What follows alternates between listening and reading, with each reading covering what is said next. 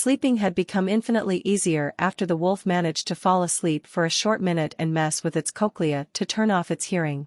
The constant vibrations and restful awareness helped a lot with putting it at ease, because there was a constant reminder that there was nothing walking or alive within 300 feet.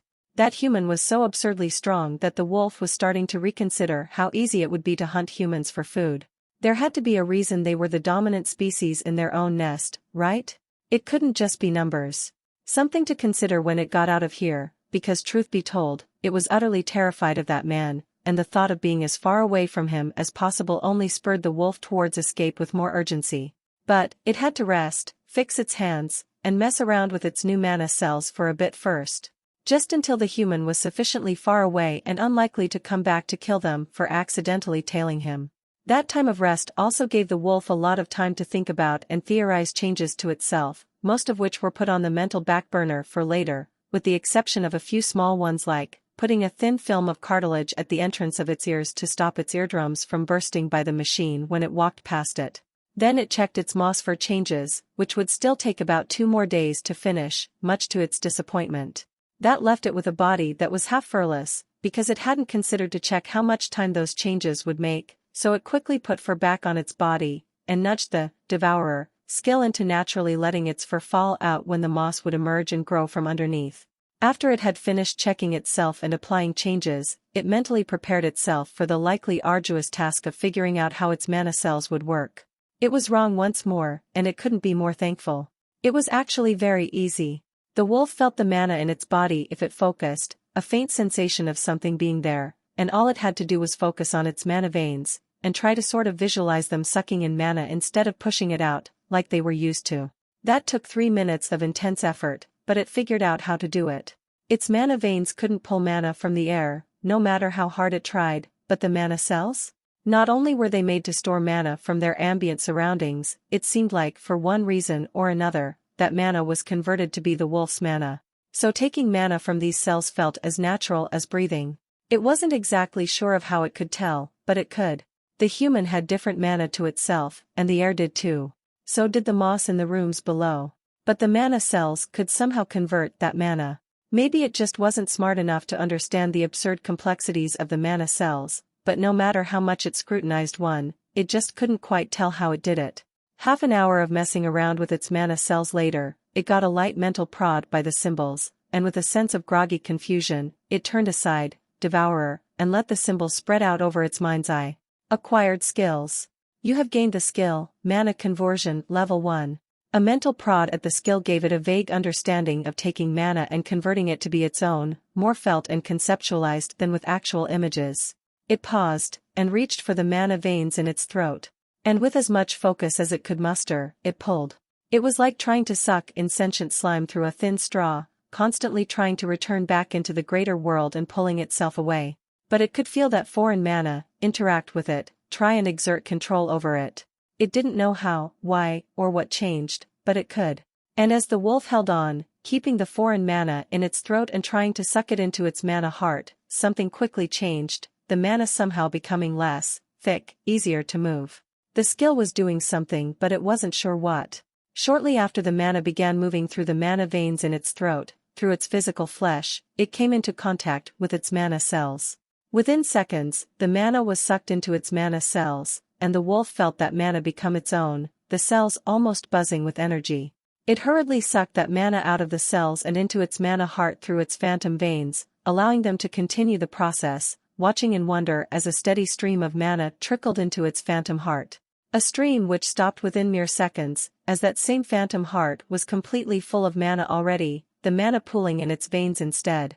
Without much thought, it activated a full body, Echoes of Oblivion, just to burn some energy, and was almost snapped out of its rest as the sensational equivalent of a billion worms crawling through its flesh into the open air repeated itself, the mana veins quickly moving through every tiny bit of its extra and added flesh. It had forgotten that it hadn't activated the skill on a lot of its body for a while. It couldn't help the way its body twitched and curled in discomfort, but it managed, just barely, not to wake up. And then it was over, its body wreathed in pitch black. The way the mana veins interacted with the mucus in its back was especially interesting. It was like they just melted together into an incoherent, easily changeable blanket. The wolf kept the skill running to burn mana, and continued practicing how to suck in mana through the air, trying to make the difficult process something it could do on a whim, while doing other things, such as fighting. If it somehow ran out of mana, completely, it wanted to be able to use this to quickly recover something. It was honestly not nearly as excited as it should have been for something this monumental. Echoes of Oblivion was a very cheap skill to use, mana-wise, and the only skill it could actually pour any substantial amount of mana into was Sonic Blast, which was more of a suicide attack than something it could genuinely use in a fight. It considered the possibility of pouring all of its energy into a single blast, and then adding on the mana storage it had in its body, and then holding the skill in place while it sucked in mana through the air and continued to pump it into the skill. The ball of air and sound probably wouldn't even leave its throat before detonating and turning its body into a messy pile of gore. It was already difficult holding it all compressed when it had 1/5 the mana capacity, back when it fought the roof tumor. So yes, it wasn't particularly excited about potentially quintupling both its mana capacity and regeneration. Useful to have just in case, but that was about it, really. It was more excited about realizing that practicing while it slept was something it should have been doing a lot more of, considering how many levels it got from just one nap. Its mind felt a lot less well-rested in comparison to its body by the end of it, but it was worth it. Restful Awareness had gone up to level 19 from 17, Mana Perception, and Mana Manipulation had gone up a level, to level 12 and level 11, Echoes of Oblivion went to level 7, which simply made it feel a bit more fluid and faster to use. And its new skill had gone up to level 2 by the time its body decided it had to get up after doing the same thing for hours in its lucid dream-like fugue. It fixed its cochlea to turn its hearing back on, and after squeezing a bit of adrenaline out of its stomach sac, it opened its eyes to a familiar room, its head still half-wedged beneath the human's shoulder for protection from the noise. After a short moment of wondering why everything looked strange, it remembered that it had Echoes of Oblivion still running, and quickly cut it off, confirming for one final time that there was nothing alive for hundreds of feet. Wow, its lower body was absurdly itchy. Growing moss was painless, but still annoying. The human, unfortunately, did not have the luxury of being able to control her body, so she'd been awake the entire time, and it showed. Even the way she moved her mana felt sluggish and tired, half-aware. Like someone half-heartedly stirring liquid. The only difference that made to the wolf as it quickly laid on her front and attached her to its back, was that she provided not even the faintest grumble of disapproval, sighing out a finally sound in a relieved sort of tone. After rolling over onto its feet, it began moving towards the machine in a hurried trot. "I'm getting motion sickness," the human groaned in complaint, and it chuffed in acknowledgement, speeding up its pace. It too wanted to get out as soon as possible. "Oh you cheeky shit. I bet you understand me and you've just been fucking with me the entire time," she grit out with a strained, odd voice, lightly flicking its ear. It ignored her this time, only flicking its ear back at her to smack said hand in revenge, and simply continued moving across the room, mildly flinching with every explosion, feeling the human hiss and trying to maneuver her arm to cover both her ears, to little success. It paused for a moment, its trot slowing, and extended a couple of the larger mucus veins to her head. The human jerked her neck inwards as if to hide it between her shoulders with a yelp, and it grumbled, knowing full well that her eardrums would definitely burst if it just walked her past the machine. Much to its annoyance though, the human was squirming and trying to brush away the veins. It grumbled, and wrapped them around her tucked-in neck like a collar, before snaking smaller veins up to her ears and enclosing them, making sure the mucus wouldn't melt too deep into her ear canal. It wasn't sure if that would do anything to her fragile human biology, but it would definitely be annoying. As was the human, with her constant gagging and squirming. "This so fucking gross, she paused for a dry heave. Fuck, this is so weird. And you fed me blood through a vein straw. I should probably stop talking to myself actually. Can you just grumble at me at least, so I can pretend we're talking? Not sure that I'd hear it, but I can feel it through your back." The human slowly rambled, almost sleepily, gesticulating randomly with her arm. The wolf ignored her, passing 1, 2, 3 machines, and then it turned to the left, clumsily stepping over tools, and climbing up the makeshift ramp of rubble that led to the jagged hole in the wall. Part of it was curious and wanted to look at the machine, what was making that massive bang, where exactly that light was coming from in the machine, but another, bigger part of it, was fairly sure it had felt an exit in the form of one of the human smoke-spewing pipes, at the very edge of its sensory range. It had been boosted by the human, and it was brief, but it roughly remembered where it was, and was thus very invested in leaving as soon as possible to get there. As it stepped out of the room and into a pitch-black, 20-foot-tall and wide tunnel, its nose was assaulted with the familiar miasma of sewer filth and rotting corpses. It paused, realizing all those odd lumps on the floor were the rats it had been feeling before the human came along. And they were all dead, perfectly intact, besides the dozens of various flies and insects slowly eating them apart. Even if about half of them were on the other side of the tunnel, and thus, were about 10 feet of sewer water away, sprawled out on the stone walkways flanking the waters. It turned its head to the right, deeper down the tunnel, even seeing some of those odd, glowing acid flies, all busy melting a rodent the size of the human's head. Greed and hunger warred with impatience. The victor was clear in seconds. It reached down, bit a rodent, shook off a bunch of the insects, flies and various other weird crawling creatures that infested it, to the best of its ability, and using its rather large teeth and its left hand, it held onto the rodent, biting off large chunks of it at a time, brackish blood dripping down its chest. The human jerked on its back, swatting at the air, and it twisted its head to the best of its ability, feeling how she was trying to mash her forehead into the back of its neck. After a short moment of incomprehension, it realized the problem. Insects, and open, fleshy holes. Not a great combination for the living. Or the dead. So it extended 2 mucus veins to cover her eyes, making a squishy, slimy blindfold. The human let out a strange grunt, before gritting out a thanks sound, and the wolf returned to its snacking. Eating with human hands was so much easier. It could just hold on to the thing with one hand, twist it around however it wanted, bite off chunks. Not having to waste half its eating time to maneuver or hold down its food against the floor was so nice. And it had to deal with much less dirt and waste on its already filthy food. Maybe it should add a pair of long, thin, human hands, try to find someplace comfortable to tuck them into, keep them out of the way until it had to use them. It would be nice to be able to fiddle with human devices and hold on to its food like this, once it changed its hands back into paws. Grappling with things in a fight would also be easier. Another idea for the back burner. Eating all the rodents in the tunnel would take way too long, so for once, despite its greed, the wolf darted to the ones that seemed the least bloated or chewed through, scarfing them down with impressive speed, feeling that soul-deep hunger be ever so slightly sated. After the 10th of the 50 or so rodents it felt, it decided that it was already wasting too much time, and reluctantly turned away from its free meal to quickly move down the tunnel. Just 100 or so feet down the square tunnel, it split into 3 different paths. To the right was an open door that led down to some kind of room that transitioned into a tunnel which gently curved around and under the sewer floods. In the middle, the tunnel simply continued, with no seeming end in sight, and to the left, just across the door, the tunnel split. The likely exit to this place it had felt was somewhere to its left, so it quickly half-ran to a rusty little bridge, curving over the sewer waters below, the only safe way of crossing the sewer stream. It was rusty beyond belief, but as the wolf tapped its knuckles against its base, it felt both thick and sturdy, so it quickly clambered up the 2 steps and made its way across.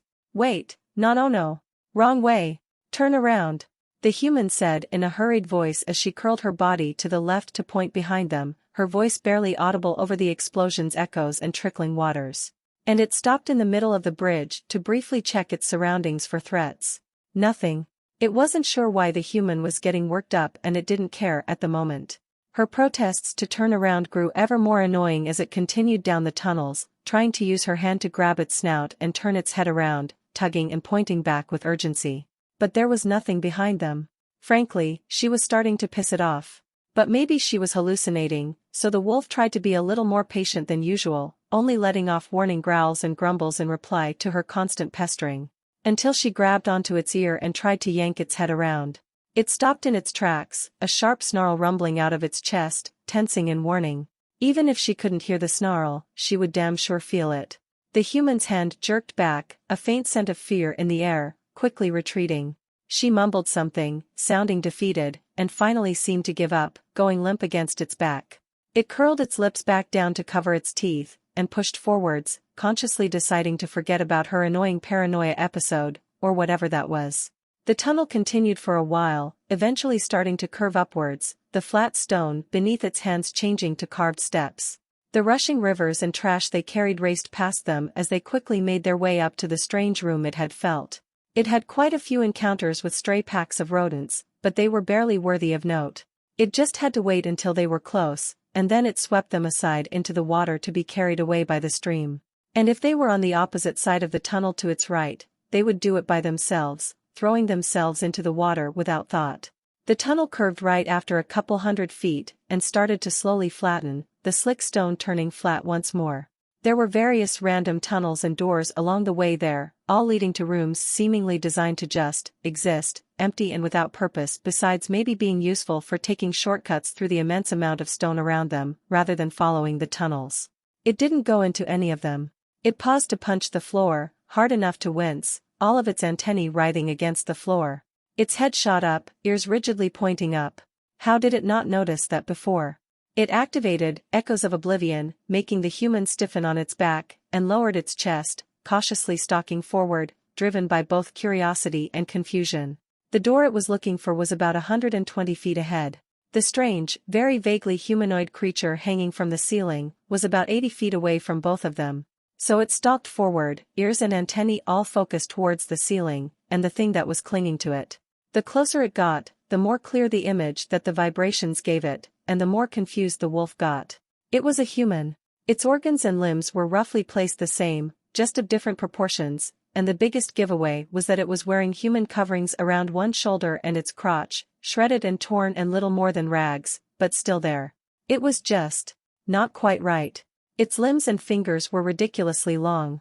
Its arms were about as long as its entire body from toes to head. Its foot bones were squished together at the start, and flared out unevenly the further they got from the ankle, and its toes were multiple times as beefy and long as a normal human's. Its tendons were so thick that the wolf wondered how it was possible for this thing to not be a giant ball of muscle, and was in fact, somehow, absolutely skeletal. Though considering it lived in a sewer without much food, that made sense in a way. The distance closed, and the wolf very cautiously punched the stone, wary of drawing its attention, but hungry to see more details about the oddity it stumbled upon. Every few feet of distance drew more bizarre details to the wolf's attention. Its ears were huge. Its face was disturbingly elongated and flat with a gigantic, crooked mouth. Its eyes were just straight up missing. The skin felt very wrinkly and aged, like an elder human's, but not quite attached anywhere, loose around its form, and oddly thick. Its hair was there, matted, wild, and heavy, hanging down a foot off its perch. Its teeth were pointed and jagged, with just a couple crusher teeth still remaining near its jaw. Said jawbone was also very malformed, half of it seemingly lumpy and twice as thick as its other side, and it tapered down to an almost sharp point. Its neck was a bit too long. In fact, its spine was strange in general. It was more formed for an animal than a human, the head pointed forward rather than downwards, and it was ridiculously thick, almost a third of its body's width. The closer it got, the more it noticed all the big and small parts of this thing that were wrong. And the more it felt its instincts push back against its desire to move forward. It didn't feel like when that metal-headed dead human rushed to them. This was a more subtle, nagging sensation, like it was getting close to something dangerous rather than pure death, even if it had no idea how its instincts decided that this creature was a genuine threat. But it trusted them, so with the utmost caution, it stalked underneath it, ready to activate blood rush, and make a run for it if something happened.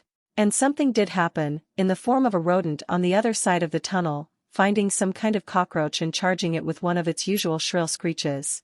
The wolf became statue still, its attention splitting between curiously feeling the bizarre way the humanoid creature hung onto the ceiling pipes to quickly and near silently shuffle across the ceiling, and the bridge just ahead of it that would take it to the other side of the tunnel.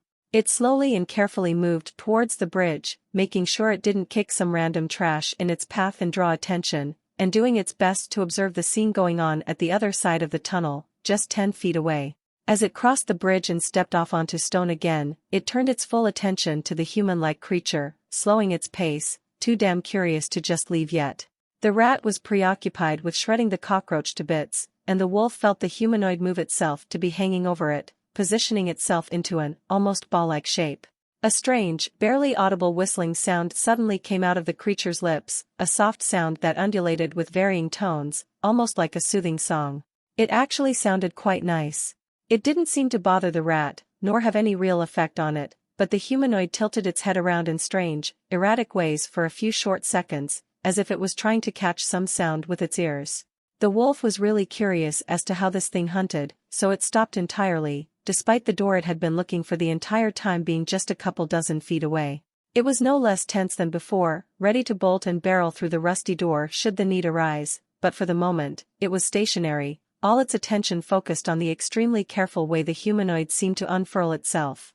Its back legs' toes had hooked around the ceiling pipes, and the creature slowly let go of the pipes with its arms, curling them into its chest as its torso hung down, and its legs unfurled, 10 feet of elongated, skeletal human-like physique hanging over the rodent in the tunnel, the humanoid's size almost making the space feel cramped. It slowly extended one of its ridiculously long arms to hover over the rodent chewing through the cockroach, and the wolf quickly calculated the distance, realizing what was going to happen. Or so it thought. It was expecting the creature to grasp onto the rat and calmly crush it to death before eating. Instead, the lethargic humanoid's hand darted down to pluck the rat off the floor, and in the blink of an eye, brought the shrieking rodent to its mouth, head first, crushing half of it to paste and ripping off half of its body with such speed that the sound of violently tearing flesh and fur filled the tunnel. Enough for the human to hear it. It barely had a millisecond to realize what she was about to do when she extended her hand out of the shadows in its direction, and by then, it was too late, a surge of mana filling the tunnel. All 3 inhabitants of the tunnel froze. The wolf simply sat still, hoping to go unnoticed. The humanoid creature stopped chewing and started tilting its head in strange ways, and the human was so unimaginably terrified that the wolf could feel her heartbeat thump into its ribcage through the mucus and fur, her horror so immense it choked out the scent of the sewer around them. The human buried her face deeper into its fur, thankfully, muting her deep, terrified breaths into the inky mist of nothingness that veiled them. A long, tense moment stretched in the silent tunnel as the wolf waited with bated breath. And much to its immense relief, the creature seemed to lose interest in the mana surge after a couple seconds, returning back to its gourd meal. It resumed its pace, hurried but careful, tense, and as the creature was slowly left behind, the wolf felt it curl back up against the ceiling, idly hanging there. The distance made it breathe a little easier, and then it finally came up to the door it was looking for. Getting through the door without making a racket and triggering the creature behind them into action was an exercise in patience. It had to glue its side and left arm to the door's rusty hinges, and carefully cut through the door's lock with precise cuts to make sure nothing fell on the floor, then hurriedly open the damn thing in the most awkward position it had ever been forced in. And with that done, it dropped back on all fours, and turned to the cubic staircase just before it. It took half an hour of careful steps, occasionally clinging to the wall, and constantly checking that the creature behind them hadn't moved, but eventually, the wolf finally walked the last few rusty steps and turned to the right, its claws sinking through the grated metal floor beneath it as it entered the room it had been looking for. The smell was horrific. It was an absurdly potent miasma of chemicals, death, human waste, all mixing together into something that burned its nostrils with each breath. It could taste the air. It could smell this from down the tunnel, but it hadn't expected the smell to be so much worse just from climbing up a staircase and going through a door. It growled in annoyance and yanked its claws out of the floor before blunting them, then deactivated, echoes of oblivion, and opened its eyes to observe the softly glowing room, bits of moss clinging to the smooth stone support pillars and the walls. It was a simple circular room, about 400 feet wide and a bit over 100 feet tall, half of which were full of churning sewer waters. There were various pipes and holes along the walls, tilted upwards and downwards, throwing trash and waste into the muck, and a simple but mercifully sturdy metal bridge cut the room into 2 equal parts. There were 3 gigantic metal doors at around the water's level, ones that it knew from experience were meant to open to allow waste to rush through to the canals. Considering how the room wasn't filled to the brim with waste and water, they were still functional. Beyond the door on the other side and a bit to the left, buried into the wall, was one of those pipes the humans used to pump smoke and such out of their factories, a particularly large one. And these usually pumped the smoke out into the open air, which meant a clear exit out of here. It tapped its knuckles on the bridge a few times, but it felt more than solid enough to carry them both without much issue. It was grated, but the metal was only rusted on the surface, and the grate was thick. It hesitated to walk on the metal due to how difficult it was to properly feel the wider vibrations around it when it was touching such a bouncy material, but one quick glance around the semi-illuminated room convinced it there was nothing really around for it to be wary of. So with great joy, it picked up speed, half running across the bridge, catching glimpses of the churning waters below through the railing on the side, occasionally glancing down to see the oddly disgusting and simultaneously beautiful sight of trash being consumed by softly glowing little grains of something. It looked like the glowing moss in color, but it was just liquid. The water's height was rather close to the bridge itself, maybe 10 feet, so maybe if it wasn't saddled with the human, it might have been able to hop onto a stone pillar and dip its fingertips into the water to better observe the tiny motes of light. The trickling of water was also oddly calming, and all in all, it felt like the depths of the human nest were almost congratulating it on finding a way out. Shortly after thinking that, however, something changed. As it continued its quick trot across the bridge, a light tingling sensation, something it couldn't quite place, started bothering it. It was like the brush of something against its mind, a faint huff of air at the back of its neck from something that shouldn't be there, like there was something watching it. Its trot slowed, and the wolf lifted its head above the railing, craning its head around the room, even glancing behind it, all of its antennae writhing against the metal below its feet. There was movement in the water all around the room, either from pipes adding more to the little pool of filth or just random bits being moved around by the almost circular current, but beyond that, nothing. It turned around, mentally dismissing the sensation, resuming its walk and pointing its snout down to watch the pretty water. A dark shape moved into the corner of its line of sight, barely visible through the murky, glowing depths, and it barely had the time to process that the shape seemed to be changing as it moved, before it twisted. It didn't have any time to react beyond stiffening in surprise. A green-black blur as thick as the human burst out of the waters and slammed into the bridge from the side with a sharp crack, the bent railing smashing into its side as the entire portion of bridge they were standing on detached with a metallic screech. It spun through the air, its eyes barely catching a glimpse of a mass of crumpled metal hitting the water, and a blurry mass sinking back into the murk, and then its chest slammed into the water and it was wreathed in chemicals and filth in an instant, sinking. The human struggled and choked on its back as the wolf tried to tightly close its eyes and nostrils to prevent the burning chemicals from entering its body, wildly swinging with its hands to try and reorient itself, breached to the surface, the human nothing but dead weight on its back. It hurriedly detached the human without any regard for conserving its mucus, for both their sake, and used Pack Hunter's awareness to grab onto her arm and tug her up for a brief moment as the churning waters almost turned her upside down. It wasn't sure if she could make it to the surface, nor stay there, but it didn't have a second to even think about that when it was certain that something was in the water, and wanted them in its stomach. That impact had knocked the breath out of its lungs, so despite its body's endurance allowing it to hold its breath for ages at this point, there was no breath to hold. It had to get up to the surface. Its hands and paws pushed and brushed aside mucus filth, human waste, rotten fabrics, and who knew what else as it poured all of its strength into catapulting itself up, the thick waters making it feel twice as heavy as usual, human weight combined. The worst part was suddenly being stripped of all its senses. It couldn't hear much of anything, its eyes had to stay shut, its nose would smell nothing but the acrid stench of chemicals, and its antennae. As it breached the surface, finally, gasping in a giant breath and whipping its head around, it focused on its antennae as it swept its hands through the water to stay afloat. The sensations were muted at best, and far too generally directed, but it could feel two sensations, a beating tempo of movements that disturbed the water far more than anything else. The human, still under the water, struggling to get up with one arm only, and something far larger, quickly speeding towards her. It didn't have much time to make a decision, before circumstance made its decision for it. It could just swim away, claw up the wall and go on to escape. A somewhat guaranteed path to survival. And survival was all it had known until now. It hadn't known companionship, it hadn't known play. It hadn't known the feeling of a heart beating in sync with its own as they rested, the feeling of having a pack, however bizarre and small it might be. And the wolf enjoyed all of those things, didn't think it would ever gain them back if it lost them. So, in truth, it couldn't just swim away. It took a deep breath, allowing the mana cells to deal with any chemical poisons it might suck into its throat, and dove back into the murk. The enemy was faster, but the wolf was closer. It kicked and clawed at the water with its palms cupped in, like small shovels, and within just a few hurried pumps of its arms, it reached the human, who desperately extended a hand towards it. It grasped her hand and yanked her up, using its strength to almost launch her over its head, as close to the surface as it could get her. There was no way to know with any true accuracy where the enemy was, neither in direction nor distance. All it knew was that it was getting closer. And thus, it was unprepared for the battering ram that slammed past the human, throwing her upwards and away, a split second before it hit the wolf. It curled its arms around its head as it activated blood rush, and felt a steel vise made of teeth crush its torso, its organs pulling at its insides as its momentum went from 0 to 100 in an instant.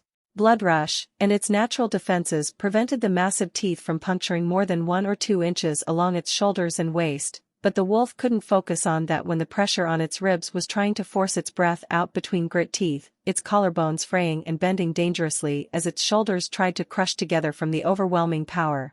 It could barely move its arms, its forearms locked around its head by barbed teeth, but it did so anyway, ripping through and tearing its flesh open to reach for whatever it could, raking claws through its captor's maw and teeth with cramped movements, feeling the pressure of the waters increase with every passing second as it was dragged to the depths. And then it was released with a wild jerk of its captor, a short moment before something thin slammed into its chest in a diagonal, cracking the fibers of its ribcage into a frayed mess and forcing out a burst of air bubbles out of its snout. Its back hit the floor, something solid, a squishy mess of trash and congealed filth.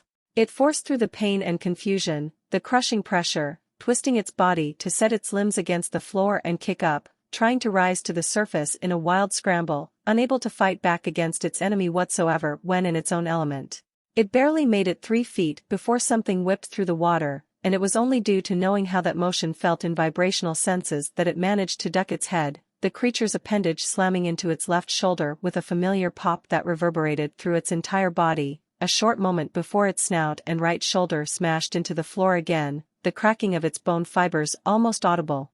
It didn't take a human's intelligence for it to realize what its adversary was doing. It knew that the wolf needed air, and it knew the wolf could rake through its mouth if it tried biting onto it, so it decided to simply keep the wolf down until it choked to death. Instincts never failed the wolf thus far, so it listened to them once more. It punched its shoulder back into place and twisted around, hooking its claws into the floor. Squishy trash and congealed slime parted for its fingers, and they hooked into stone. It curled its abdomen, doing the same with its back paws. And with its chest brushing against the bottom, it began to run-swim across the floor, hooking its claws with a precise, instinctual tempo of blunting them for grip and traction, and sharpening them for release, almost zigzagging across the floor. It felt the vibrations of its enemy circling just above, waiting for it to start trying to rise for air, and it used this time to continue moving across the floor, dodging piles of trash and keeping to flat ground. It felt the human breach the surface of the water, swimming away from both the wolf and the creature with clumsy, one-armed paddling.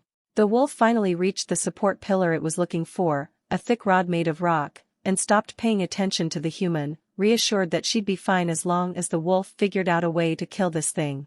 It wasted no time, pushing off the floor and scrambling up the pillar. The vibrations of its enemy grew frantic and stronger, likely realizing what it was doing. But they also let the wolf know the rough direction of the creature, so it twisted around the pillar, waited for the vibrations to change direction a little, and continued changing its positioning, always keeping the pillar between itself and the aquatic predator, spinning around in frantic circles as it tried to breach the surface. And then the vibrations grew too close, too wide, and it was only that faint prickle of danger in the back of its mind that made it instinctively flatten its body to the pillar and wrench its upper body to the side, feeling the water churn and flatten its fur as the creature's jaws snapped shut an inch from its fur with an audible snap. The chase resumed, the creature circling in random patterns to try and grab onto the wolf, and when that didn't work after its third attempt, which came even closer than the other two, it seemed to give up, instead going in a wide circle and slamming its tail into the pillar itself. The impact was so strong the wolf almost lost its grip from surprise, the entire pillar seemingly jumping by the force, the sound audible even through the water and the cartilage blocking its ears' hearing to some extent. And as it resumed its mad scramble for air, it felt the cracks in the stone as it climbed past them. Thankfully, it didn't do that again, the creature instead resuming its incessant, looping chase around the pillar, almost coiling around it as it blindly followed the wolf. Those brushes against the pillar gave the wolf a very vague image of what it was even fighting, and it didn't give it much confidence in winning, by sheer dint of size alone. Some kind of triangular head with a sharp bony point at the end, 2 almost human-like, short arms, and a long, tapering body with a massive, vertically flat tail. It was almost 30 feet long from snout to tail, and the wolf had no idea how to kill it besides latching onto its head and scraping its brains out. Assuming it had a brain. It finally broke out of the muck and gasped for air as it continued to scramble up the pillar, the vibrations in the water growing even more muted, and so it opened its eyes, despite the water entering them absolutely burning the outer protective layer. And they did open, to a chorus of red lights flashing in and out of existence along the ceiling of the room, turning the green room yellow and back to green, a distant blaring horn filling the wolf with immense relief. It had seen this before, and been swept away by it as well. All it had to do was last long enough for the waters to drain into the canals and sweep away the creature.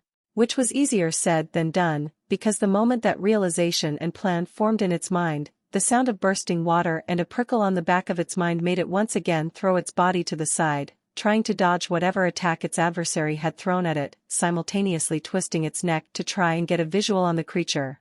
What it saw instead was a black-green pointed snout as large as a human's entire body snapped down on its tail. In an instant, it threw a hand down to try and cut its tail off at the base. It was just a fraction of a second too slow. The creature violently jerked in a wide arc, assisted by its weight, and the wolf felt its fingers stretch and the joint snap as its nails were torn out of the stone, the vertebrae in its tail snapping apart from the wolf's weight as it swung in a wide arc.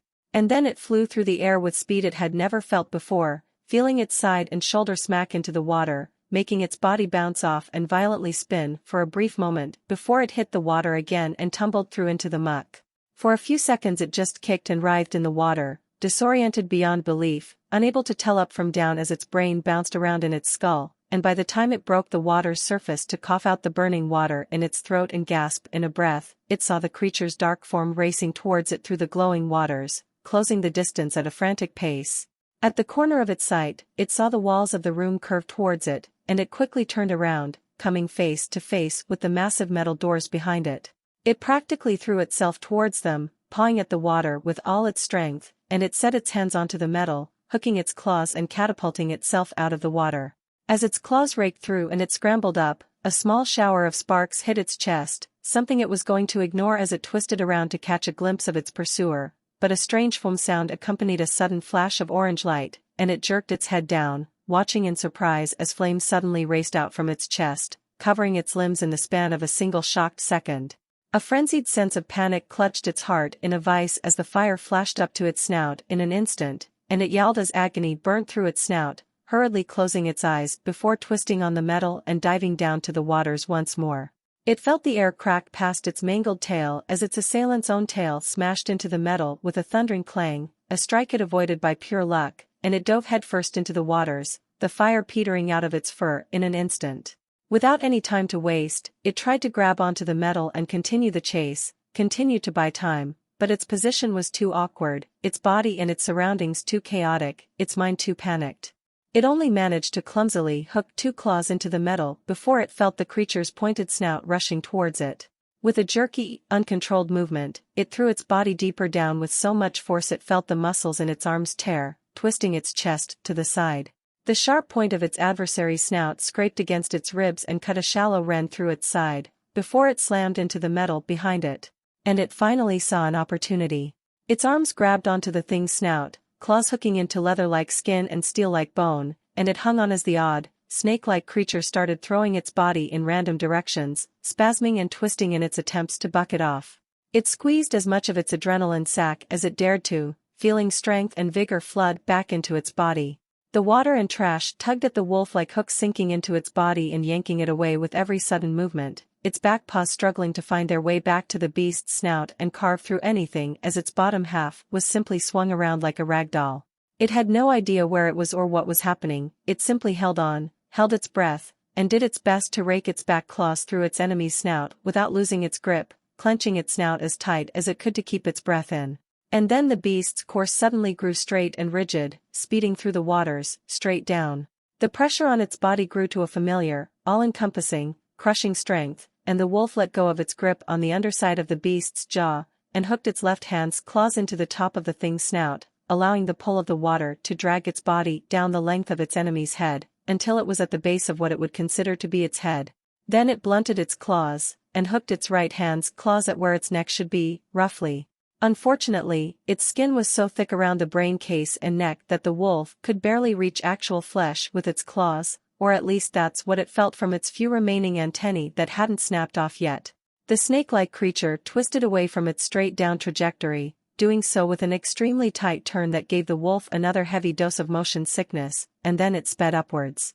The wolf didn't waste the opportunity, using its hand to desperately cut through the odd skin around its neck, shredding it with fast, frenzied rakes of its claws, hanging on with its left arm. Blood rush, faded, strength and toughness leaving its body.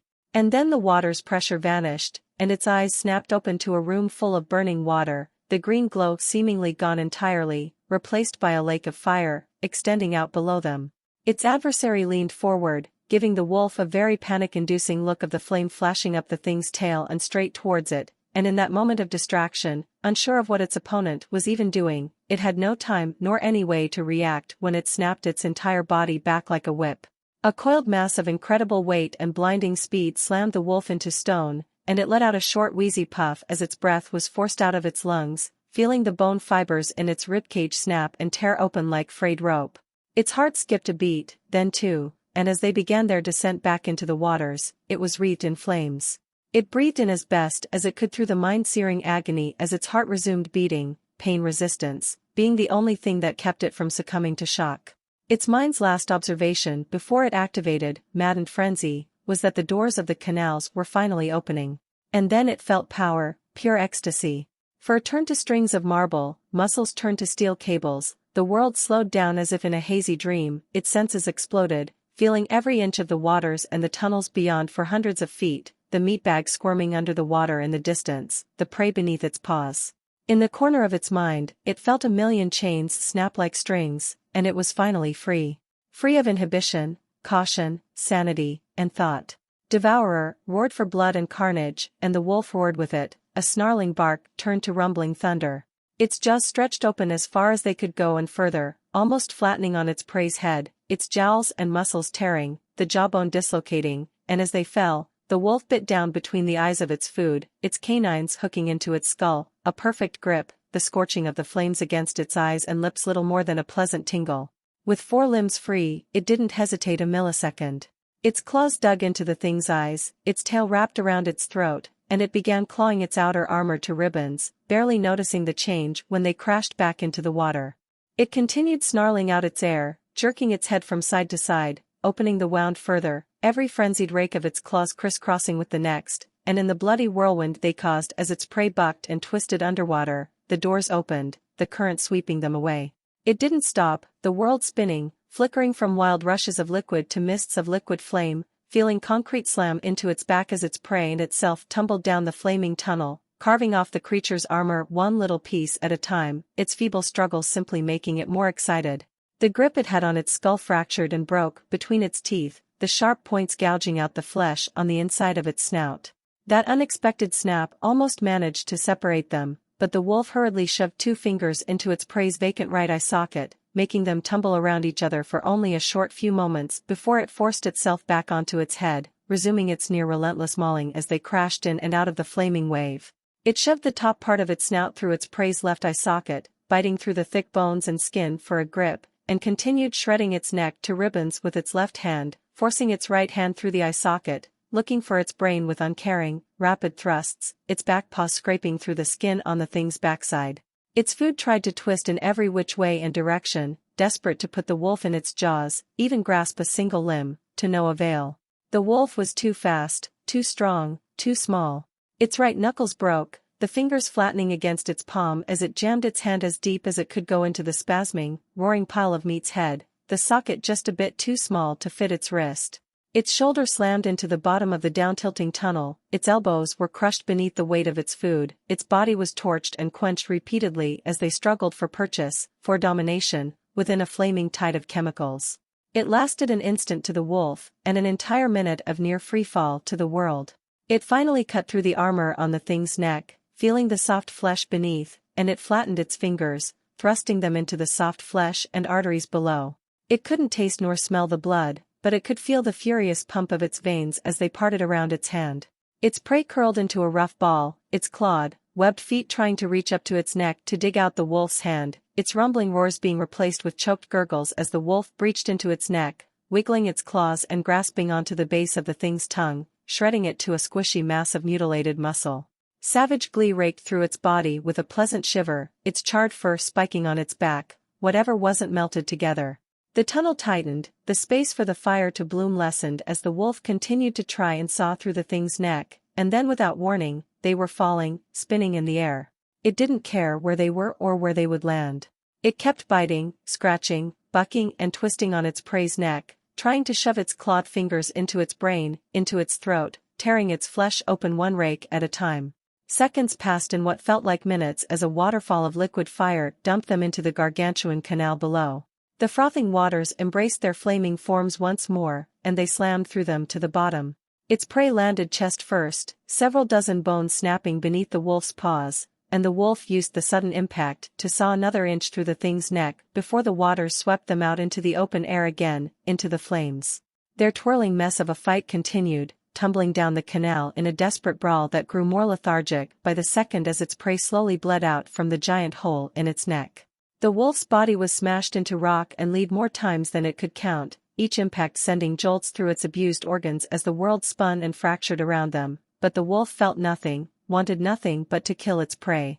Something solid slammed into its prey's body, the impact sending them into an even more chaotic tumble that turned the wolf's lower body off its prey's back and onto its snout, and as its prey saw an opportunity, it snapped its head to the side, its serrated teeth and steely jaws snapping onto its stomach, life entering the exhausted beast at the prospect of a chance to fight back.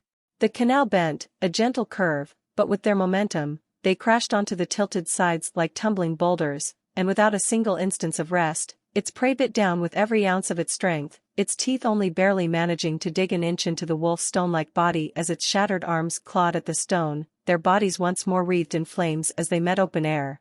The prey tilted its head up as far as it could go, its tail pushing on the ground to lift its entrapped body 10 feet into the air, and the wolf used its hold on the prey's flesh to readjust its claws to hold onto its skull, moving its jaws to bite around its food's eye socket with a rumbling, furious snarl.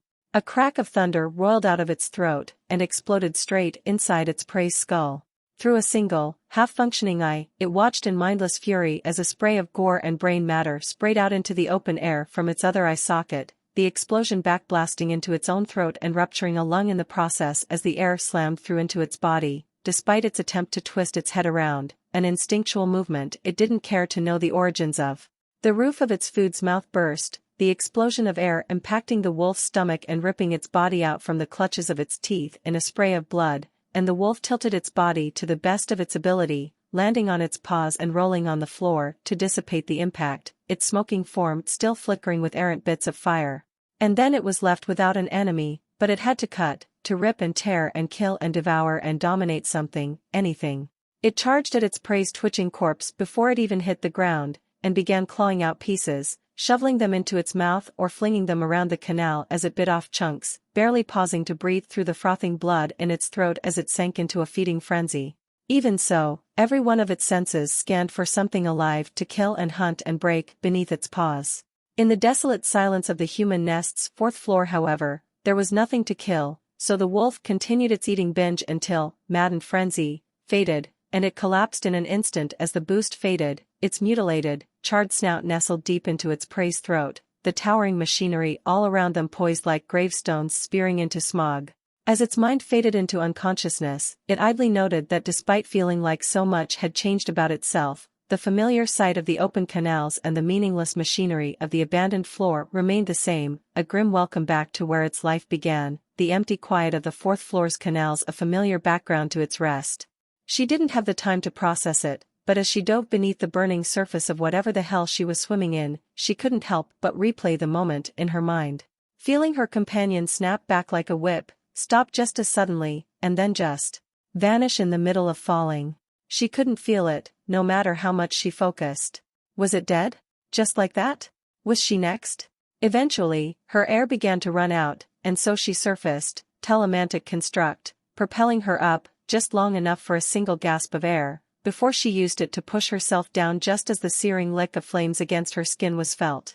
Then she heard the faint groan of machinery through the sound of rushing waters and the deafening siren, through the mucus protecting the inside of her ears from the chemicals. The water around her suddenly began pulling at her, and as she hurriedly threw mana into the water, she felt the metal doors brush just a foot away from her shoulder as she was catapulted forwards, flanked by trash and the wispy plasma of fire lurking just above her. She didn't fight the current, she just curled up into the best approximation of a ball that she could make and allowed herself to race down, down, down. Sometimes, her shoulders would break into the air, and fire would flash over her torn, gambeson-like shirt, and she'd throw herself just a bit deeper under the wave with telemantic construct, holding her breath to the best of her ability. The tunnel wasn't steep. There was very little, if any, curving. It was deep enough for her to not slam herself into something solid. Yet it was no smooth ride. Bits and debris constantly slammed into her, nothing too big but sometimes heavy enough to bruise. Figuring out what direction was right and left, up and down, became nigh futile for the vast majority of her fall. She had to take a breath, she knew that, but even as her lungs tightened, she also knew that surfacing out into the open air for a breath was a massive risk. She was on the brink of panic by the time she managed to find an opportunity to do it, when she knew the height of the water, the height of the tunnel, where the fire was, and everything else she needed to know through a burst of mana. She was too disoriented. Fire licked at the left side of her throat for a single long second as she rotated to the side instead of going down, before she fixed her casting and threw herself below. The burn was agonizing. It felt like a million ants were chewing a hole through her throat. Half a minute felt like half a day of constant struggle for her orientation, for safety from the flames above, for her mental stamina. And then the tunnel shrunk, the waters pushed forward with even more speed, and from one moment to the next, she was tumbling through the air, feeling a wild, violent spray of water hit her back, the tunnel cutting off without warning. Fire flashed over her limbs, for 2 long seconds, and she felt the skin of her left arm writhe from the heat, the rest of her adequately protected by remnants of her companion's slime. She didn't bother flailing, nor panicking. She'd already been face to face with death. She simply stayed in her roughly curled position, and the churning waters embraced her once more. For a moment, as she peacefully drifted down the strangely still waters, exhausted, frustrated, on the edge of despair, she was tempted to just continue to sink. To just let the water in, to just give up. Then the waters she'd been in for so long mixed with something hotter, warmer, and she writhed in agony with a burbling cry, feeling something hotter than fire eating through her skin. A wild series of mana constructs propelled her out into the open air, meeting soft foam instead of flame, but the water continued to boil her alive, a pain worse than any fire. Through the slime in her ears and the self-loathing whisper in her mind telling her to dive back down, she heard voices, human ones, yelling and hollering somewhere to her right, and without a second thought, she paddled through a sea of foam and churning, bubbling chemicals, wild bursts of mana along her torso and aching legs making her cut through the waters like a fish, a panicked, spinning, boiling fish that was spitting foam out of its mouth as it tried not to waste its breath with screaming. Their voices grew closer, more aggressive, but she didn't care, nor was she capable of comprehending words at the moment, gasping for breath and trying to wrestle her own body under control to properly paddle to safety. Wild bursts of mana turned to force continued to propel her, making her tumble through the water, straight towards the voices, until eventually, her right shoulder impacted stone with bruising force, her body crumpling upon chemslick stairs. She twisted, clawing up the stairs with agonized gasps, wriggling like a worm, her body twitching and spasming without her input, every scrape of her greaves against the stairs accompanied by pulsing, white-hot shards of agony. The voices continued, growing more and more heated. Soft, hurried footsteps rushed towards her. 2 gloved hands, small, like a child's, grasped onto her hand, and pulled with a growling grunt, before one of them let go of her gaunt wrist, fisting into her shredded shirt's nape, and pulling her onto dry, flat ground. As she lay there, hyperventilating and spasming, 2 small hands brushed aside her melting hair, and 2 gloved fingers jammed into her lips, pulling her mouth open. The familiar pungent taste of a healing potion on her tongue ceased any attempt she was about to make to pull away, and she greedily clamped down on the vial with her teeth, gulping as fast as she could. The searing chemical claws flaying her skin retreated, just enough for her world to be more than agony and noise. Then something slammed into her cheek, whipping her head to the other side, and the vial's top broke into her mouth, the rest of it clattering away onto the stone. The distant noises turned into the distinct sounds of a heated argument as the side of her head rested against cold smooth stone, dazed. "The hell are you wastin' healing potions on dead meat for, huh?"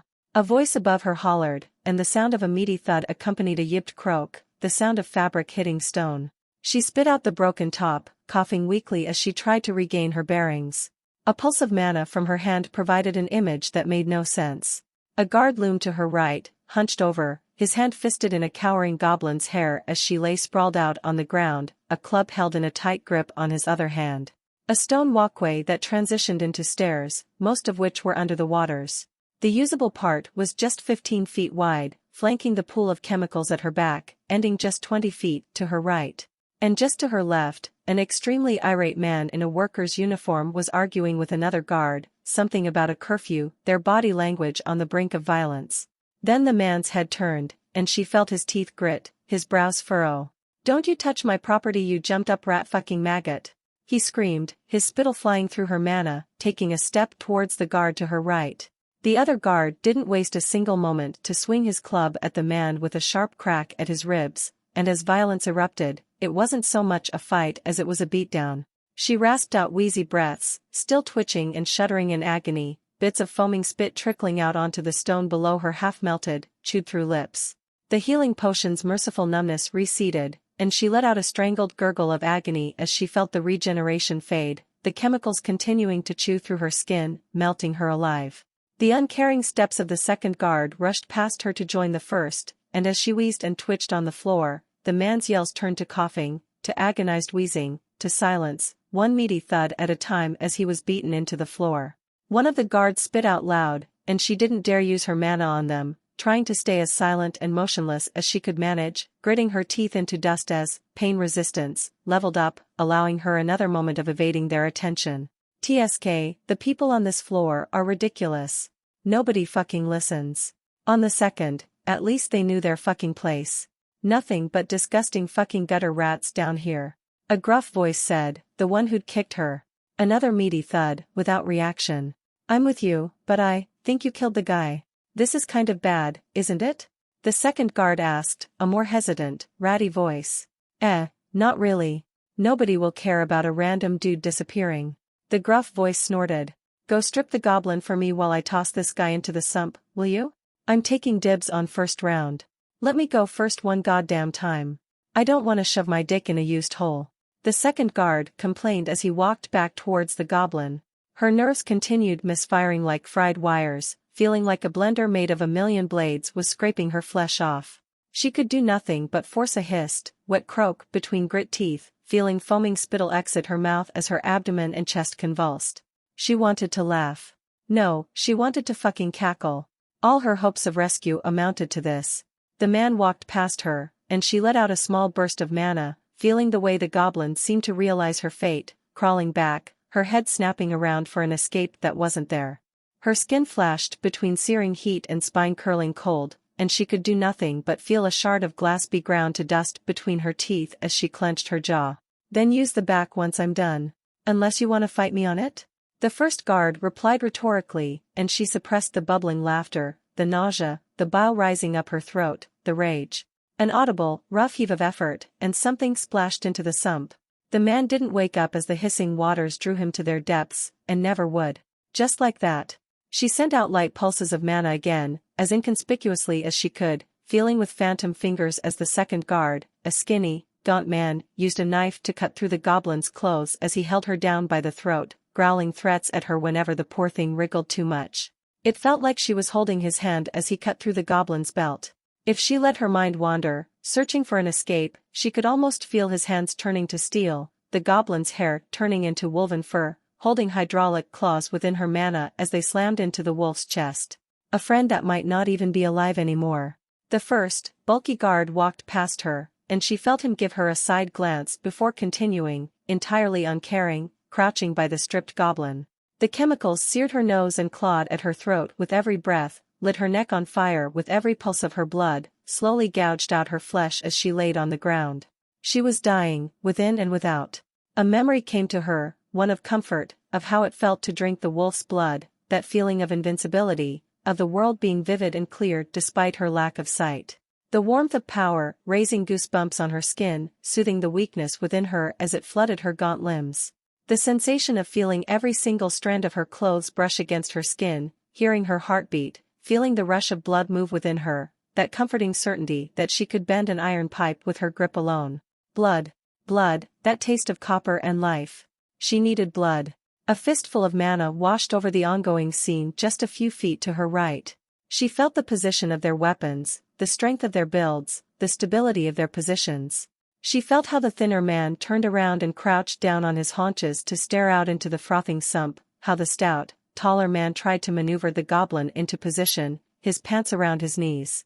A choked series of convulsions racked through her chest as she fought to keep the hysterical laughter down. She wanted to be rescued. She expected it when she'd swam towards civilization. Another strike of naivete, a subconscious thought that people, out of the goodness of their heart, would help. That was just like her. Always naive, always expecting better of people for no reason. There was no rescue, and there was no one to help her. Nobody human. Not when she'd lay crying face down in bed, rope marks around her wrists, not when crushed beneath gnawing teeth and fur, not in the tunnels, and most certainly not now. Because there was no one but herself to rely on anymore. The wolf was gone. So she would save herself. She'd take what she needed from those who couldn't stop her. The croaking cries of the goblin heightened while she wriggled and twisted under the increasingly irate guard as Imhriel's mana faded from the air. Her twitching fingers curled into a fist, her fingernails digging into her hand. Blood dripped onto stone from crescent cuts into her palm as she drew her arm in, pressing her knuckles into stone, and began pushing down, lifting her uncooperative body, utterly confident that nobody was glancing her way. Any sound her shuffling was making being drowned out by the hissing waters and the struggle just 10 feet away. Constructs of mana, turned to physical force, braced around her legs. Every drop of mana inside her body was converted into power for a single cast of haste. The world turned to acrid glue. She felt every fiber of muscle, every tear, every tiny injury, every contraction. The complex mechanisms of bone and flesh and tendon as she flexed her ankles, fighting to balance her body as she dragged herself upright. The way the shards of bone in her legs, half-healed and connected with fragile tissue, flexed and ground precariously as she stabilized. Her head limply hung from a neck without strength, chin to collarbone. A small surge of mana left her fist, washed over the scene to her right. A sickening scene, one that almost symbolically embodied exactly what her experience in the dungeon had been like so far. The goblin was giving the guard hell at least, bucking and twisting constantly despite his bruising grip, his snarled threats. His heartbeat was so loud, his frustration pumping more blood into the vein of his forehead than the one in his dick. It was a sickening scene, but it was also fucking hilarious to her, for some reason she couldn't understand. A broken, mangled imitation of a laugh finally left her bleeding lips, turned into a hysterical rasping cackle as her lips curled into a face-splitting smile filled with rapidly clicking teeth, her jaw twitching and gnashing as her muscles fought the searing poison. The guards jerked in surprise, tried to turn. Much too slowly. From an eyeless visage, she glared with hatred, dashing forward in an instant, her fingers unwinding. It was clumsy, her right leg buckled with a random spasm, forcing her to slam her knee into the rock and use it like it was her ankle to continue her momentum, but her aim was true. With mana touch, giving her an accurate feeling of everything around her, it was hard to miss. Her cupped hand slammed into the guard's ear, his head half turned towards her. A spark burst through his eardrum and popped his head like a melon, a wild mass of sparks, smoking brain matter, misty blood, bits of bone and viscera flying through the air in all directions. For her audience, it happened in less than the blink of an eye. For her, it was a process. A process of feeling the sparks annihilate his eardrum, gather in his cranium, turning his brain to mush, and blowing through the skull with a million little explosions that vaporized or separated everything in their path into fine bits. She watched in slow motion, felt every tiny piece and blood drop flow through her phantom fingers, every tiny piece of gore and blood that splashed onto her face and arm, an intimate understanding of what she'd just done. She thought she'd feel some kind of revulsion, disgust, guilt. All she felt as her hand dashed down to grab his club with superhuman speed, was catharsis. She felt the man's body ripple from the force, from his neck to his legs, the explosive power and the smack of her palm sending him tumbling off the goblin before the first drop of blood had hit the stone. As she used her left leg and mana construct to forcefully halt her momentum before she tumbled over the goblin and the corpse, with her fingers clutched around the base of a metal club, she turned with all her strength, all the added speed, feeling individual muscle fibers tear from the violent motion, and whipped her arm around to the left in a wide swing, spinning on her right knee. The second guard, still half-crouched, awkwardly half-turned towards where she was a moment ago with wide green eyes, one hand fumbling for his club, had no time to react.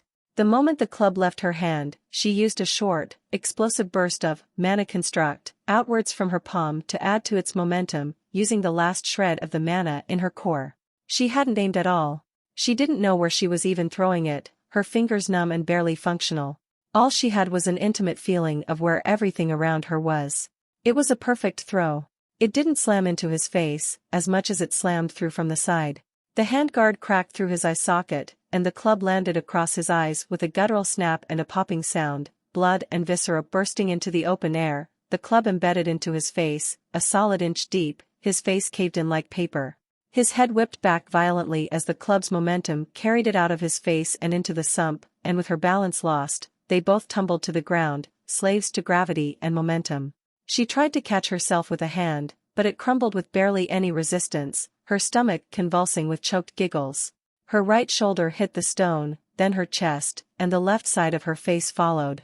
For a moment, she stayed there, trying to fight through the agony, wheezing giggles being forced out of her convulsing body as she tried to stop the laughter and breathe, put some air into her abused lungs.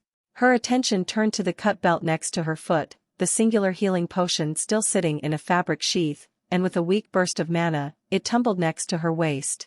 Lethargically, she wrapped spasming fingers around the frayed, cut end of the belt, and dragged it above her head. She grabbed onto the vial's sheath, and clamped her teeth around the top, throwing the belt aside and quickly uncorking the vial with her shivering jaw clamped tight around the wood, spitting it out and shoving the vial's top back between her teeth. For a moment, she simply held the bottle in place, hatred and adrenaline funneling out of her system for a brief moment. It was the simple act of drinking something that wasn't the wolf's blood. Her giggles mixed in with an ugly sob, some vague spark of hope in the back of her mind being the only thing that prevented her from crumpling to the ground and staying there to wail her eyes out.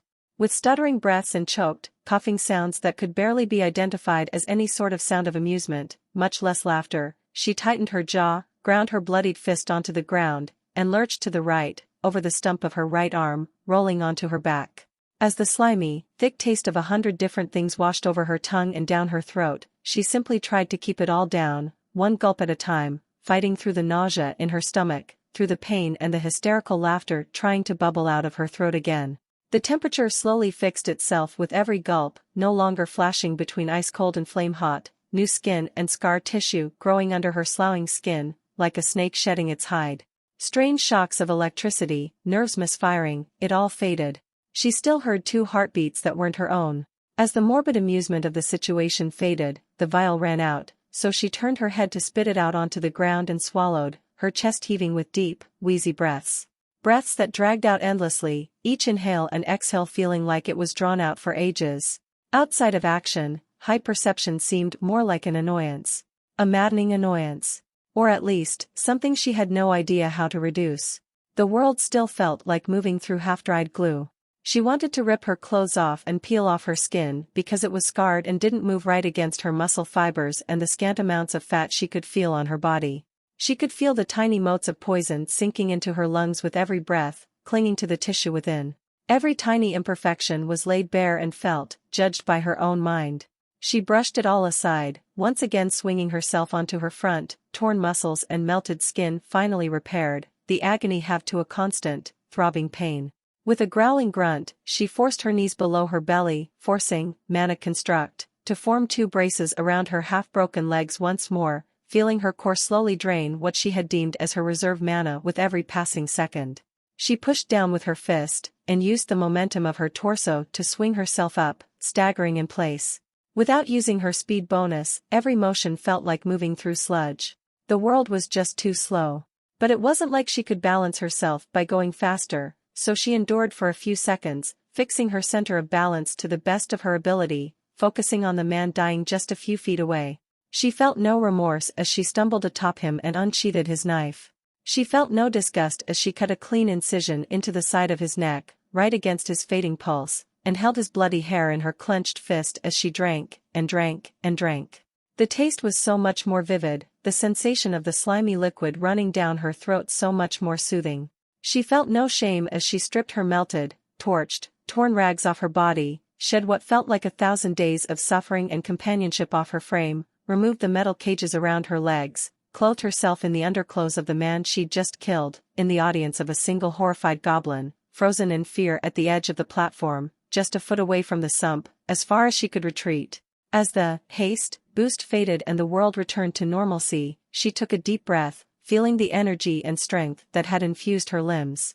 It was pathetic, compared to a single mouthful of the wolf's blood. But the wolf was gone. Maybe dead, maybe not. Even if that thought felt like nothing but a coping mechanism, it was the one shred of hope she refused to let go of. She'd search every corner of this oversized hellhole before she gave up.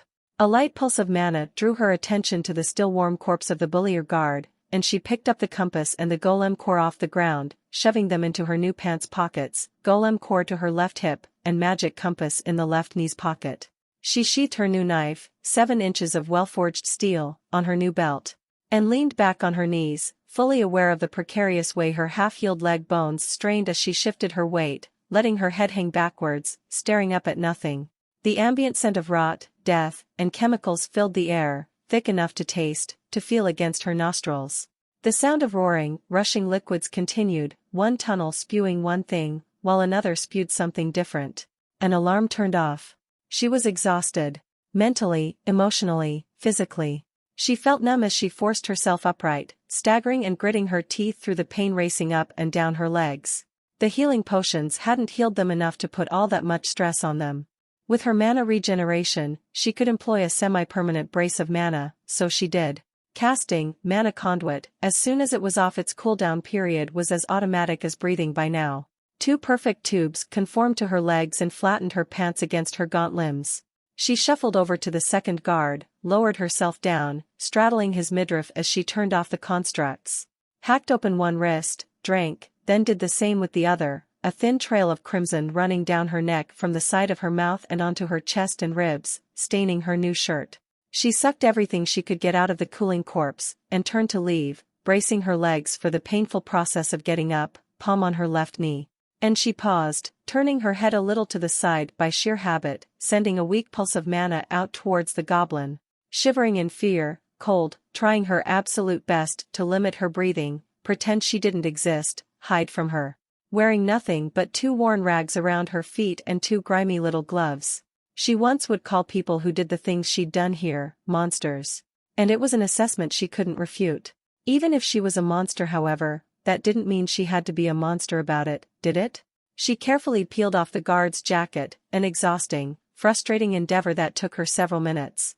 It took several more to use the knife to scrape off the badges and insignia, cutting off pieces of reinforced cloth or messing up a sewing job by scraping the tip in X shapes continuously.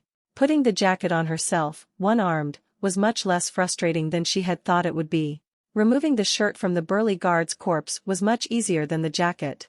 She only held the oversized shirt in her hand for a moment, phantom fingers feeling the fibers, the crust of blood on the collar. Without turning, she balled it up as best as she could, tossed it at the goblin's feet, and turned around, staggering down the pathway. She didn't know where she was going, and she didn't put much thought into it. The poison in the air felt like it was choking her through the regeneration, through the remnants of the healing potion in her body. Stone turned to metal stairs to empty walkways within silent hallways, free of poison. It still ate away at her regardless. She didn't know how she felt it, but she did. It was a sense of wrongness in her lungs that traveled up to her head.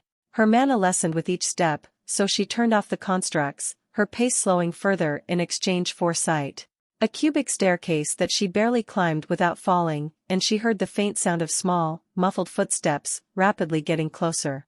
She sent a pulse of mana behind her, then braced herself against the wall with a fist, feeling dizzy, like her head was stuffed full of cotton. The goblin girl padded behind her, clad in an oversized, bloody shirt, wearing it like a dress, and stopped, some 6 odd feet away. She didn't have the energy to question why it was following her, so she didn't, instead pushing off the wall and continuing to stagger meaninglessly through metal hallways. Minutes passed in what felt like seconds, a vague, dizzy fugue of activity.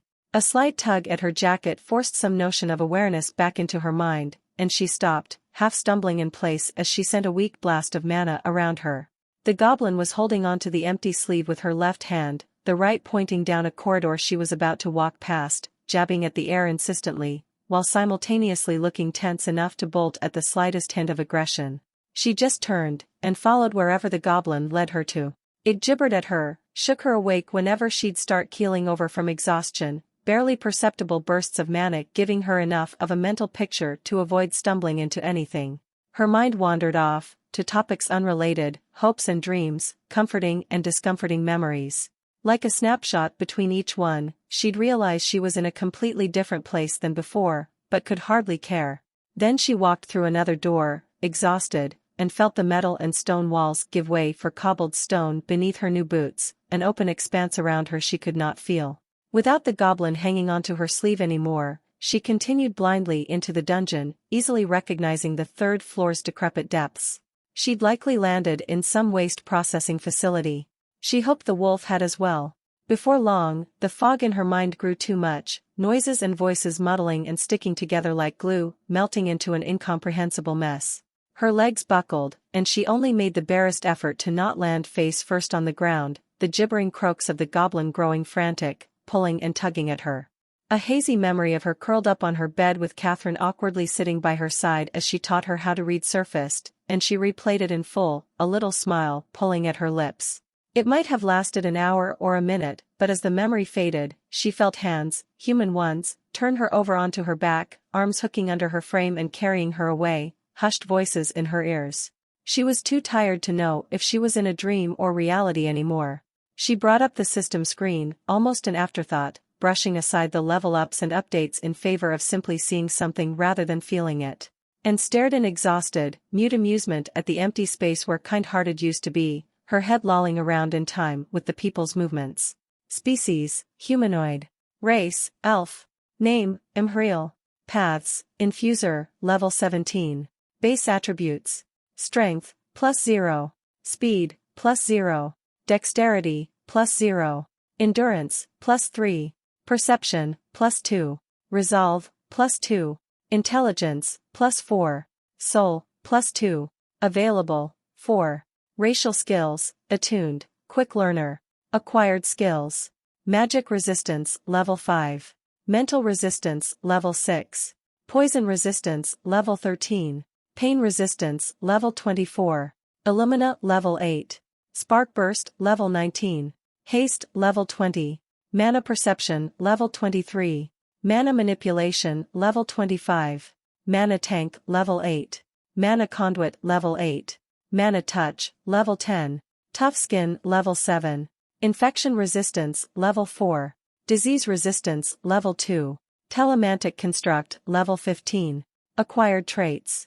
Vampiric, 2/2 You have sustained yourself on nothing but blood for many days and have taken many steps towards the path of vampirism. Blood is extremely palatable, sustains you as well as any food, severely hastens your natural healing and stamina recovery, and drinking the blood of others gives you a temporary boost to all attributes. Duration and attribute boost amount depends on the amount of blood you have consumed and its quality. Enduring, 1/5 You have felt the chill of death multiple times, and survived. You are slightly tougher. She fell asleep dreaming of wrinkled hands tugging off her clothes, whispers of sound and the scent of medicine and herbs all around her as the letters faded from her mind. Fixing itself was not a matter of difficulty, not this time. It was relatively stable. Extremely injured, but not dying. It was simply an issue of time. It was so thoroughly injured that just fixing itself would take a couple days. Unfortunately, there wasn't much time for rest. Not with all the scavengers eating its prey all around it, and trying in vain to chew into the wolf itself. The rat gnawing at its tail was particularly annoying, because it just wouldn't give up, despite having made no progress in chewing through the burnt remnants of its fur to get to the meat underneath. Not to mention that it was lying right next to an extremely abundant source of meat, according to the 2 or 3 antennae that hadn't been snapped or torched off yet, and it wanted to steal its prey's biology before it deteriorated too much. All these thoughts led to the simple realization that it had to eat and get moving. It had to find some little hole or somewhere quiet, and just sleep everything off. It was finally outside the innards of the human nest, back to a familiar place, so it wasted no time whatsoever in changing its hands back to paws and getting rid of the cartilage blocking its ears from the open air, the process of reinstating an older version of itself very easy on both mind and resources. Fixing its injuries was a lot more costly. Its skills were so frustrating. It had full memory of what it had been up to during maddened frenzy, and it was confident it could have avoided most of the burnt fur and the jagged trails of flesh in its abdomen if it had the presence of mind to care about dodging beyond the most basic of instinctive reflexes. And its poison. Its damned poison. It had completely forgotten it even had poison available when the fight started. Completely and utterly. It could have injected the thing with more than enough of that neurotoxin to render it a flopping bag of meat within a minute, but it was so panicked and surprised that its mind just forgot that it had poison in the sheer heat of the moment. It could have come out of all this relatively unscathed if it hadn't been stupid. With teeth tightly shut in frustration and pain, it breathed in the unpleasant sense of its prey's insides, mixing with the chemical river's scents, quickly moving around in, devourer, and fixing things, big and small, one by one. It could process whatever this thing was and what it had gained from it, after eating it and finding a safe spot to recuperate. As soon as it had confirmed everything it wished to fix, it pushed away the devourer skill and turned to the symbols updates. You have progressed on your path. Hound of the Keeper, level 18, level 21. Attribute points available, 3. Attributes. Strength, +1. Speed, +1. Dexterity, +0. Endurance, +8. Perception, +1. Resolve, +1. Intelligence, +5. Soul, +1. 3 points felt. Not nearly enough for the amount of pain it had gone through to acquire them. Its foul mood was already getting fouler. And would this stupid rat give up already? It snapped back into devourer for just a moment, switching to manual change, and twisted its tail around, forcefully jabbing the rodent with the poisonous fang at the tip of its tail, right between the ribs, squeezing the tiny gland in its tail absolutely dry in the moment it took for the rodent to process the attack. Then it flicked the damned thing away, despite the eye-watering pain of its faulty vertebrae grinding together. As it felt its twitching assailant spasm on the stone, it disregarded its annoying screeches and turned back to the system, exiting its skill to stare at its attribute points. Its main issues so far were still endurance, as it seemed like the world was utterly determined to do its best to kill it, and intelligence, because intelligence made the devourer skill understand more about what it was eating, giving it access to more tidbits it could use. Like the mana cells. If it didn't have the intelligence to understand those, it wasn't sure if its skill could so smoothly incorporate them into its body like it had. It also allowed its brain to process more information and faster, which was seemingly the best way to prevent information overload. It also considered that maybe the skill was getting faster and easier to use because of intelligence. It felt like that was the reason, but it didn't really know. Hat attribute also helped the wolf with using the mana things indirectly, because of visualization, more capacity for imagination, and things like that. On top of all those reasons, it kept having the realization that it was, in fact, not nearly as intelligent as it had assumed. The constant slip-ups confirmed it. It still couldn't get over the fact it completely forgot about its poison. So in truth, nothing about its point distribution had changed. Endurance and intelligence were its main tools to stay alive and thrive. Endurance, +10. Intelligence, +6. The attribute screen faded, and a small wall of symbols replaced it. Acquired skills. You have gained the skill, Danger Sense, level 1. Dash, Pain Resistance, has leveled up. Level 21, level 23. Dash, Infection Resistance, has leveled up. Level 8, level 9. Dash, Poison Resistance, has leveled up. Level 15, level 16. Dash, Corrosion Resistance, has leveled up. Level 5, level 8. Dash, Restful Awareness, has leveled up. Level 19, level 20. Dash, Tough Skin, has leveled up. Level 7, level 12. Dash, Blood Rush, has leveled up. Level 5, level 6. Dash, Sonic Blast, has leveled up. Level 3, level 5. Dash, Tremor Sense, has leveled up. Level 4, level 5. Dash, Maddened Frenzy, has leveled up. Level 1, level 4. The only skill it really cared about was Danger Sense. Even just the vague idea of a seventh sense dedicated to notifying the wolf of surrounding danger sounded incredibly valuable. It assumed that it would feel like that prickle on the back of its neck that it had felt a moment before the thing's tail slammed into the bridge. As for the rest? It was once again not terribly impressed. It would never complain about tangible, visible progress, but the effects of most of those skills leveling up would be rather minute changes, so it brushed them aside, and went back to resting, just enough for its bones to knit themselves back together. It could deal with the pain of most of its injuries, but trying to walk with bones made of frayed tissue would feel like trying to force a bag of unsupported meat to walk properly. So it prioritized its bones, and relaxed. Unfortunately, a downside of restful awareness, skyrocketing in levels, was that if it had any subconscious issues or worries, they would constantly tug its mind out of rest. So while its body rested, its mind continued to race with errant thoughts. Its most prominent worry was actually about its human. It had no idea where she was, because the moment it activated maddened frenzy, Pack Hunter completely stopped regarding her as an ally. It was likely that she died, because to put it bluntly, she hadn't exactly been strong. It couldn't come up with a way she could have survived being flushed down a flaming river, never mind how susceptible humans were to the toxic air down at the abandoned floor if that's where she also ended up. It was a rather bitter thought, one that made its chest tight and burn with a strange phantom sensation of sadness, but there wasn't anything it could do about it. Death was a regular, ever-present part of life. It had been fully aware she could die at any moment. It was just sad and disappointing. After all the trouble it went through, all the fun they had together, she died. It didn't feel nice. And it was likely that she died because of the wolf. If it had reacted faster and kept them on that bridge. This was the first time it had ever felt guilt. It was very unpleasant. It really wanted something to kill or fight just to take its mind off of it, preferably something weak enough to not cripple or severely harm itself. That thought made it pause, a light reprieve from its depressed mood. The dogs. Those were just free food at this point, weren't they? They'd be nice to let out some of its self-directed frustrations on. There were a lot of them around the human nest, and they were even weaker than humans. It had seen some of them gang up on a human and eat them, but for the most part, they scurried around humans and tried to avoid them, clear signs of a weaker pack. Sure, they had fur and it would be annoying to eat them, and many of them were little more than skin and bone and diseases, but they were an extremely easy source of food it could prey on. Then it remembered that it had assigned the bottom half of its body to be covered in glowing moss, so it put that idea in a corner of its mind for later. That was something it had to work on. It hadn't even considered life on the outside world when it added the moss. It just wasn't used to planning things in advance for later. It had lived its entire life up to this point going day by day. The concept of the future wasn't even something it could ever focus on or be certain would ever arrive. Now that it was relatively sure it had a future, it had to start actually planning. Or at least attempt to. A slight problem to its plans of hunting the dogs for free food was that they were all on the upper part of the human nest, above this abandoned part.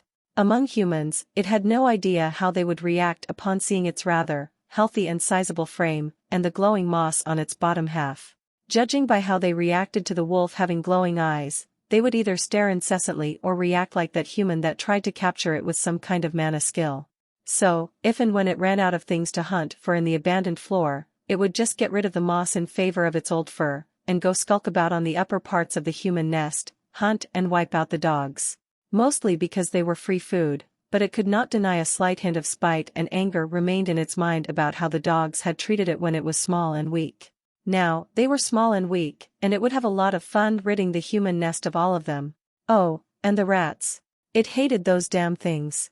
They'd been some of the most consistently terrifying and infuriating parts of living in the human nest.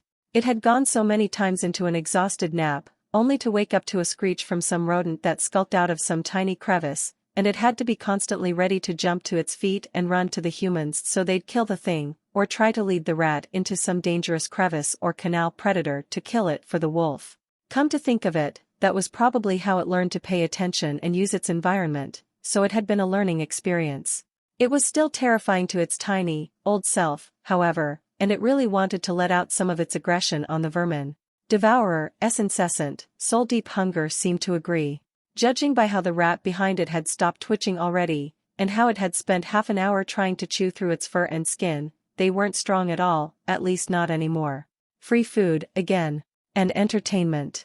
It had lost its human, and it couldn't deny that it was a little, no, it was very depressed about it, especially considering that it was mostly its own fault, or so it felt. But the future looked bright for itself. It had grown a lot. The 30-foot behemoth it was almost lying inside of proved that beyond a shadow of a doubt. The human nest was full of food, fights, and entertainment to be had. It had lost its human, but it had gained unsurmountable strength compared to what it had before. So while it wanted to curl up into a ball and mentally mourn how it lost the only pack member it ever had, it knew that doing that would be useless. It would give her a howl. That felt appropriate.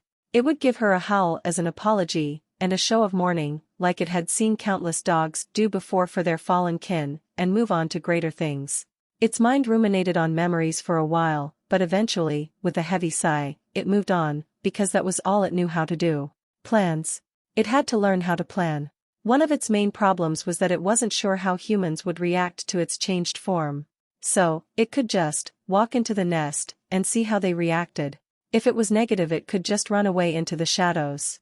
The floor above was quite densely populated by humans, but there was an absolute heap of machinery to navigate through, higher, unlit walkways around and under them, and plenty of alleyways it could prowl through without drawing much, if any, attention from the humans.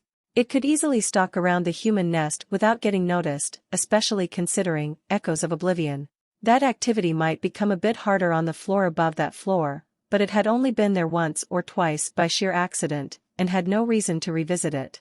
It still remembered when that random human threw some kind of spark missile at it for seemingly no reason. Actually, its memory was rather hazy, and its nose was not nearly as great as it was now, but it was pretty sure it could find that human again by his scent. Something to entertain for later, once more. Mostly because thinking of human scents brought it back to its human and made it feel bad. It thickened its vocal cords significantly in preparation within, devourer, and rested. Eventually, its bones were healed, just enough for the wolf to get up and walk around its prey, so it woke up, shaking off the vast amounts of burnt fur it had detached, most of it peeling off in half-melted chunks, and it opened its single fully healed eye to observe a few wriggling maggots, gently glowing green, chewing through its prey's meat. It wasn't particularly bothered. More food on its food. It would also answer the question of what would happen should it try to eat something alive. The pain was, not mild, but not enough to deter the wolf from forcing itself upright on shaking limbs, pain resistance, giving it the ability to hobble around at the very least. Most of its bodily injuries were healed only to the extent that they wouldn't deteriorate while the wolf ate its prey. It really needed to find a way to make eating things a faster process. A rather absurd, but efficient idea came up as its eye roved over the charred, leathery mass sprawled out before it, and it let out a long, tired breath.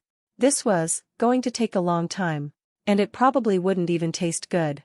It really had to eat a human again, if nothing else, just for the better taste and texture.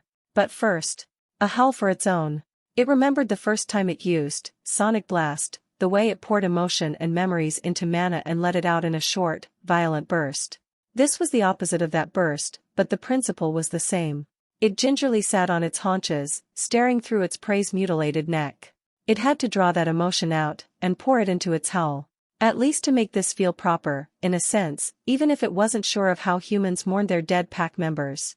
The best way to draw that emotion out that was to simply go back to the beginning, go through everything. And slowly, it drew the memories forth, categorized them, from the start to the end. The human playing with her mana in the stairs. The fight in the trash pit, them against a few hundred rodents, the endless road down the pipe. Her fingers in its fur. The fight against the insect. Half-heartedly playing on the support rods. Sleeping next to each other. The emotion built, and its body wished for a way to express it, to relieve it. It poured a slow, steady stream of mana into its lungs, and took in a breath, one so deep it felt its lungs start burning from exertion. Mana conversion, and the mana cells in its lungs got to work sucking the mana out of the air, providing the wolf with a steady stream. And so it let it all out, slowly, feeling its vocal cords be used to the verge of snapping, but holding, as the slowly building howl vibrated the metal and stone all around it, slammed into its ears incessantly, enough for a serious bout of ringing to fill its ears.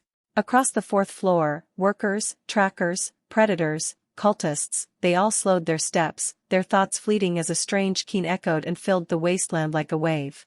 It was like the sound of someone pressing too hard on a violin strings mixing with a wordless wail full of loss, an eerie sound that bounced and echoed and rattled against the metal, swirled through the smog and fog, pierced through their ears to clutch their hearts, and twisted their spine in eerie unease. By the time it faded, not a single soul on the fourth floor was moving. The communication lines stayed eerily silent. Motion resumed, haltingly. Most ran, protocols and basic self-preservation driving them forth to retreat, away from whatever made such a sound. Not all, however. I'm not complaining too much. I just wish he replied through the mask's speaker and immediately cut himself off as a sound built up in the air, like the beginning hums of a song. Except it was no tune, nor melody, but a single, drawl-out keen that slowly built itself up into a howl. Neat stiffened, hand already clutching his short sword, glancing around them with clear nervousness. Himself? He just focused entirely on the sound, tilting his head up. Part of him was captivated by the mere sound, the emotions it forcibly wrung out of his withered heart.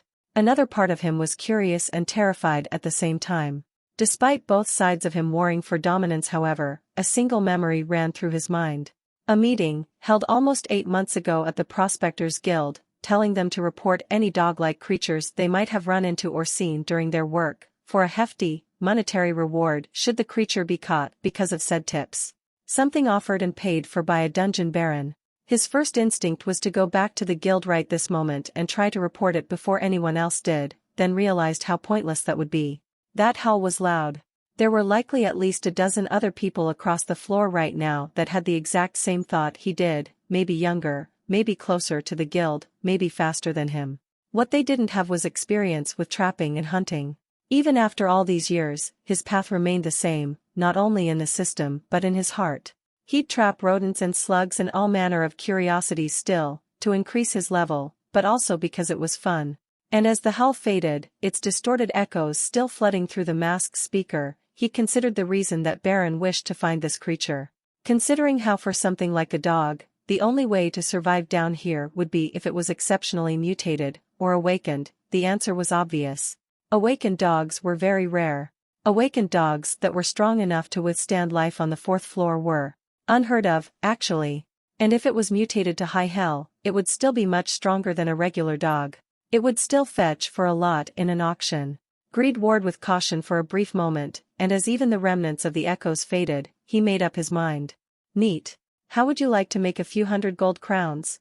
He whispered, breathed out into the mask's microphone, and he saw his friend's mask snap to him, so fast he swore he heard something in his spine pop through the grimy bodysuit.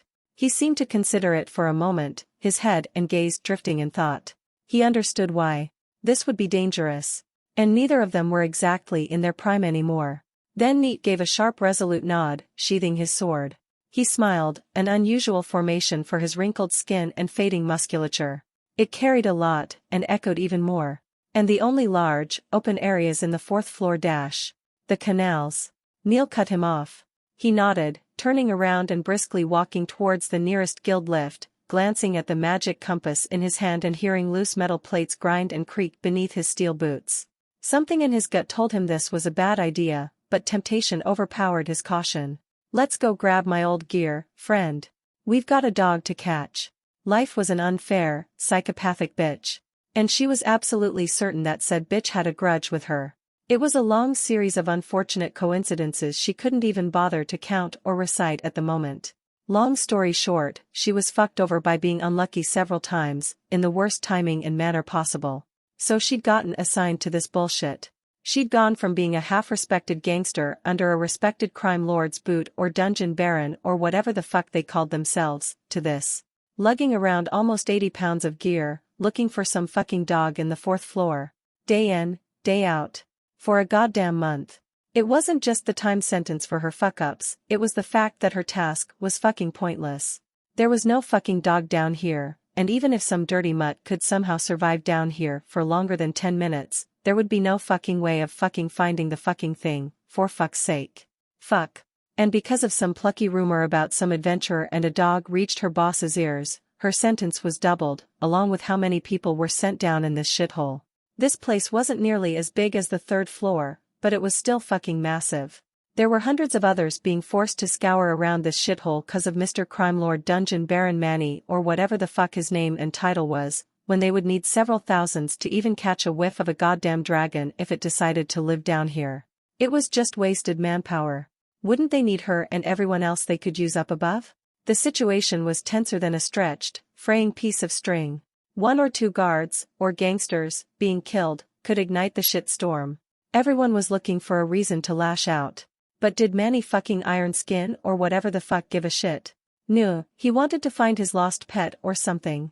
Unfortunately, she couldn't complain to anyone, nor voice these thoughts without getting her limbs cut off and thrown into a sump, so she complained to herself.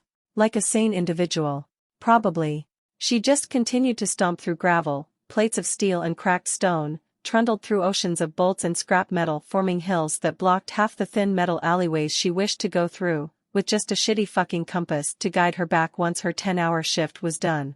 This endless bullshit was driving her insane. Fucking stupid fucking. Then she heard it. She tensed, her spine going stiff, her gloved hand braced against a twisting pipe, as if made from rope and turned to metal, her right knee to her chest as she was about to squeeze through a mess of pipes to continue her meaningless wandering. There was something about the sound, that so openly declared mourning and loss, that she couldn't help but let her mind wander to those she herself had lost, people she hadn't thought of in months. It was also exceptionally eerie. It felt like she'd just sat and listened to a requiem, the parting eulogy of someone far more significant than her, and she couldn't shake off the goosebumps that rose on her skin because it was like a siren, declaring here you will find death. It took almost a full minute of sitting frozen for her to realize what she'd heard, breathless from how fucking loud that was. She could swear her eardrums hurt. Her first action was to check the speakers on her gas mask, gingerly tapping along the plastic circles clamped around her ears. No, they worked just fine. And she was, probably not hallucinating. She hadn't taken any cloud sugar with her. It took a few seconds for her mind to start processing what to do and what to make of that sound. First of all, that was so fucking loud, holy shit. Which meant that it was probably close to her. And it also meant she'd been completely and utterly wrong in almost all of her assumptions. And that she could get out of this chore of a job if she could capture it. Her hand jerked down to the comms tablet that had been bouncing at her hip for 2 weeks without use, and she hesitated. If she could capture it without any help, how much rep would she get on the streets? That thing had some lungs on it. Actually, how dangerous was it? She brought up the system screen, her lips pressing into a thin line. Level 28. There was no way she'd lose to a fucking mutt. As she turned around and began to sprint towards the direction that haunting hell came from, she could have sworn something was staring at her through the smoggy alleys and pipes, yet despite checking around her continuously and seeing nothing, the feeling never faded. She disregarded the feeling after a couple minutes as she vaulted over a buzzing engine, chalking it up to nerves and anticipation. Hanging across wires and prowling beneath bits of debris, she never noticed the small entourage of spiders that seemed to follow her with their beady red eyes. Gears creaked. The hiss of 100 chassis drawing breaths, 100 fans whirring to life behind metallic chest plates, the buzz of electrics, they filled the air, the empty space behind him warming with presence. Incense and oil fumes filled the air, and Archbishop Varmund rose, hands unclasping. A question whispered. An answer eluded it. A question demanded answers of form, of self, of creation, of futility, of negative value, and the transaction of flesh and metal. The maddening crown that could not be worn, the incompatible conjoining in nirvana. A question of perfection, lost. Through the temple's vents, a wordless, distorted wail of loss and longing echoes flutters into his ears. A question of perfection, found. A series of clicks, and he unfurled. Hydraulics hissed like angry hydras, metallic joints clicked and cracked into place as his true body formed, pressed, compressed, decompressed, reformed, a silent demonstration of near perfection, of flawless machinery. He gazed at the symbol, scrawled onto a tattered red cloth with black paint. The eye gazed down, down. A veneer. A lie. Soon, brother. He whispered in his mind with a voice that wasn't his, and he turned. A sea of yellow eyes extended before him as he towered above them. Contempt and hope raced through him. Soon. The hands of the clock wear away and fade. The answer nears. The eyes shall find it. 3 voices rumbled through the gramophone in his chest, and a fuzzy, distorted melody long lost to the tides of time began to play, a fathomless importance reverberating through flesh and steel, through wires and crystals. The melody tingled at a phantom heart within his frame, an ancient memory. A memory of loss. Of ascension, broken.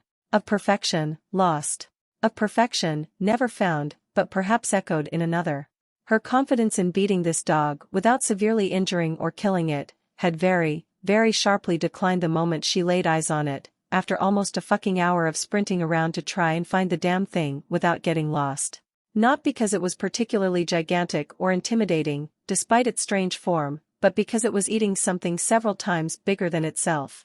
Like, 8 times fucking bigger. Without stopping at all, biting whole ass chunks out of it. Without being disturbed by anything. She didn't for an instant think that this thing was what killed what looked like the mutilated remains of a spearhead shark. It was something that it probably just stumbled upon and decided to eat, because she couldn't fathom how something that small could kill something that large. It just didn't make sense. She was still confident she could beat this thing into the fucking dirt before hog-tying it and slinging it over her back, whistling merrily all the while over her free trip back into the beaker's good graces. She just wasn't sure she could do it while holding back. Accidentally killing this thing was a genuine concern. Baron whatever his name was very insistent about catching the thing alive. It was just the attitude of everything around the thing that made her hair stand on end. Whether it was the carnivorous vines around the canal that seemed to actively lean away from the massive, free meal right next to them, the acid flies that seemed only interested in melting the carcass's tail, as far away from the dog as possible, or the sump frogs and acid slugs, everything that came close to the massive carcass to scavenge some easy pickings, they all very quickly turned around and left. And she knew that nothing in nature, or as close to nature as one could get inside this shithole, would ever give up a mountain of free food without a valid reason and concern. She idly noted the withered signs posted occasionally up and down the miles-long expanse that stretched to her right as she observed from a lightly vibrating venting pipe a few hundred feet above her catch, her left leg swinging as she hugged her right. Something about this all felt off and she wasn't sure what. Just to be safe, she mentally noted the canal number and sign, in case she'd need to call in assistance from the comms tablet. After a brief moment of self-reflection, she sighed and rolled her eyes at her own attitude. She was being such a fucking pussy about this.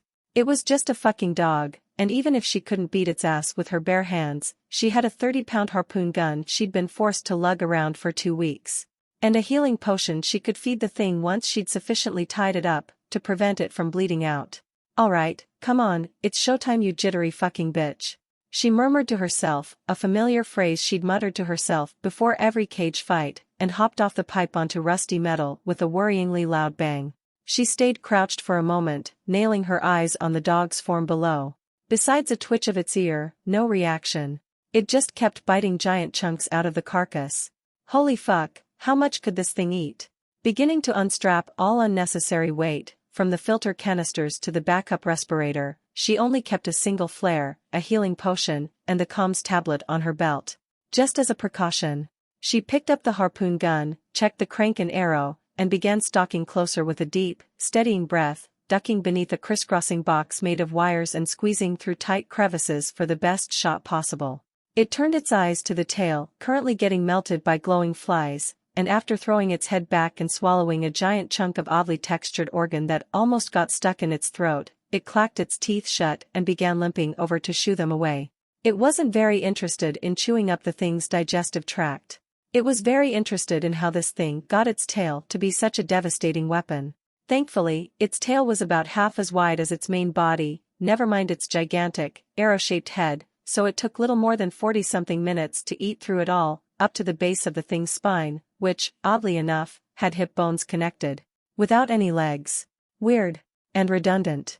With only a vaguely cylindrical piece of meat left, around 6 feet long and half as tall, almost 2 hours after it began eating, it was quite honestly more than sated. Even, Devourer, seemed more than content enough. Its diminishing reserves had been restocked to more than it had before it went down into the enclosed spaces of the human nest. Devourer wasn't hungry for once, and the wolf's jaws were beginning to hurt from constantly biting and chewing and tearing out chunks. For, probably the second time in its life, it considered actually leaving free food behind. It didn't want to waste another hour with this, it had to get going and find some crevice to sneak into. A distant click and a faint whistling sound made its ears shoot up, and it detached from its prey, planning to crane its head around to investigate the odd sound, one that didn't quite fit with the normal ambience of the canal surroundings. The ghostly prickle of a needle at the side of its mind from danger sense made its head snap to the left before it could do so, just quick enough to see an arching blur fly out of the foggy reaches of the walkways above, just a dozen inches past its head. It slammed straight through its left hind leg, the skin and muscles not enough to stop the projectile without its fur to assist, the impact jerking its hips to the side from the force. It yelled in pain and surprise, forcing its protesting body to jerk back and turn away from its assailant. It didn't need 4 limbs to run, despite its awkward half-changed paws. Right as its claws dug through the stone to propel it forward, with its left leg curled up to its stomach, the metal pulled, 3 jagged points digging into the inside of its thigh and using its own flesh to pull it back. Its chest and jaw slammed into the stone as blood rush activated, and it began getting dragged back with unreasonable speed. Any attempt to resist the pull only shredded its flesh further, so it didn't hook its claws into the stone at all, instead squeezing as much adrenaline out of its sac as it dared to, throwing its left paw back to hook into the stone next to its hip. It twisted its waist with as much force as it could muster as it pulled with its paw, launching its body backwards, granting it some relief from the pain. Its left eye saw the tense steel cable that led to the metal in its leg, and without hesitation, it backhanded its claws through it, sending it reeling back to whoever held it.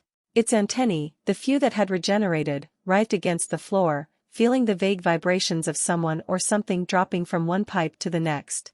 Its eye focused on the piece of metal, and in the few seconds of respite it had gained, it pressed its palm on the blunt back of the arrow-shaped thing, forcing the metal through its flesh with a pained whine snarl. Then it moved its left hand under its abdomen between its legs, and with a flick of its finger, cut off the sharp, spiky bits that had been hooked into its flesh, then moved to the outside of its thigh to yank it out.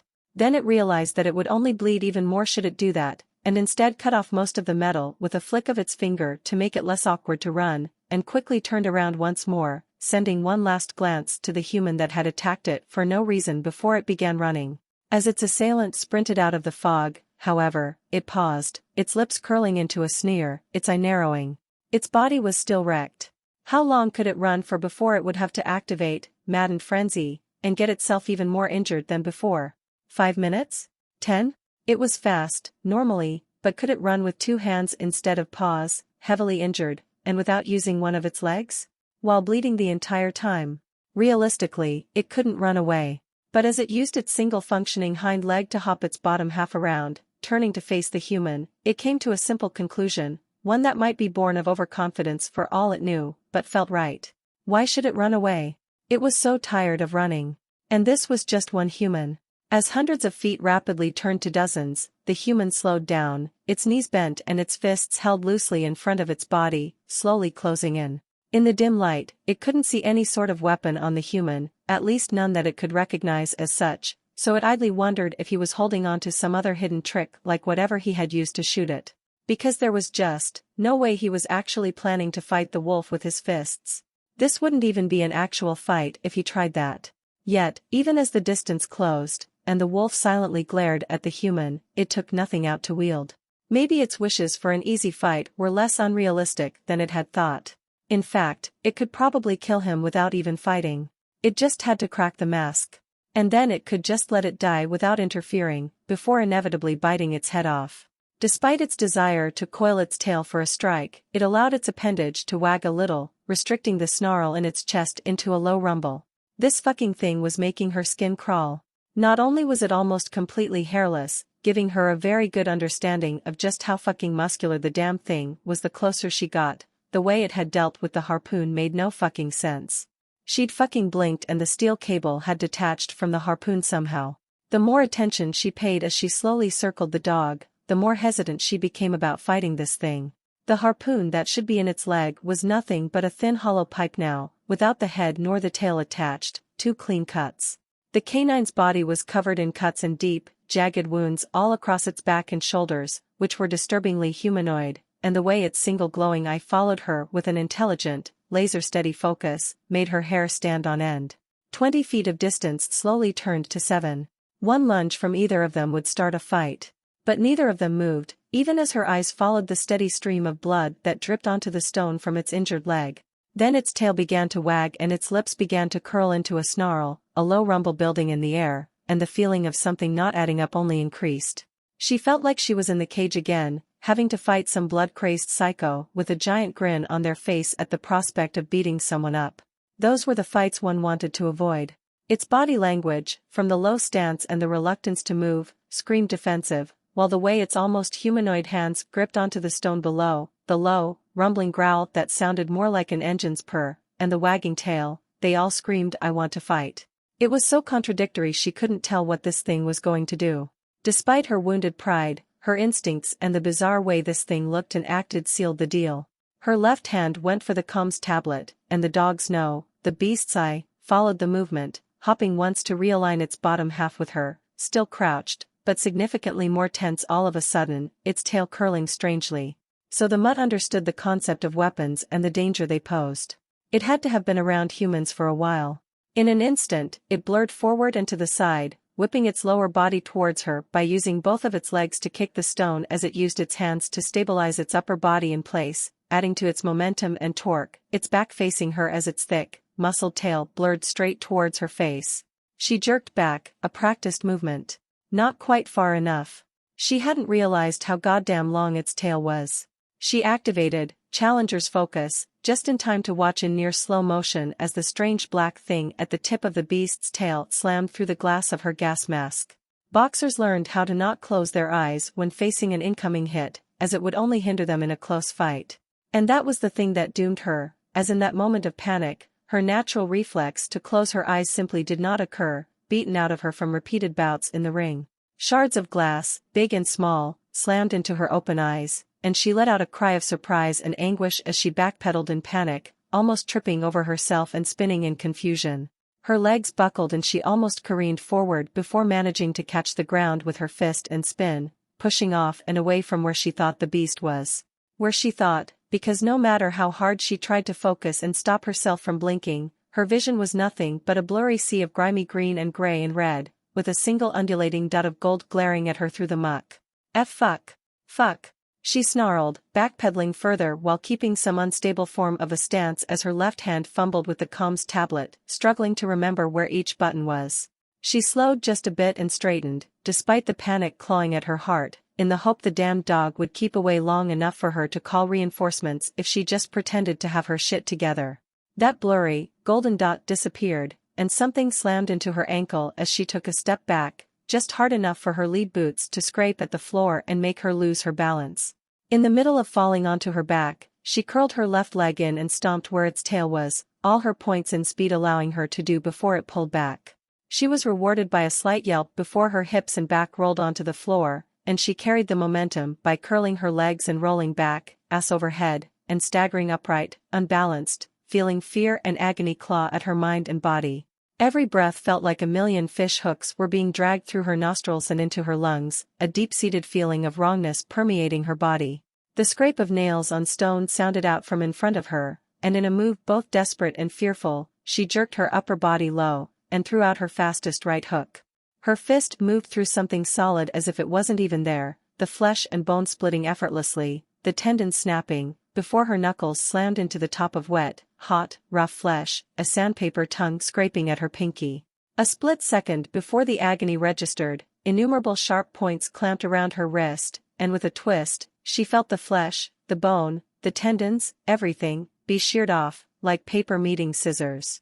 An ear-grating, shrill scream left the human's lips. A female, it noted from the scent, as her mutilated hand lay comfortably nestled into its jaws, covered by some kind of skin-fitting covering.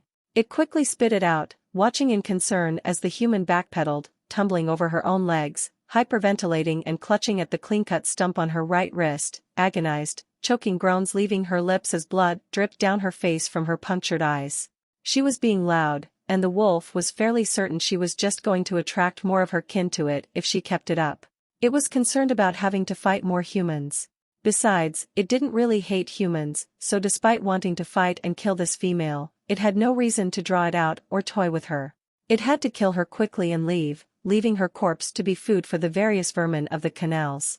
It was kind of a sad situation for the wolf to be in. All that meat, wasted.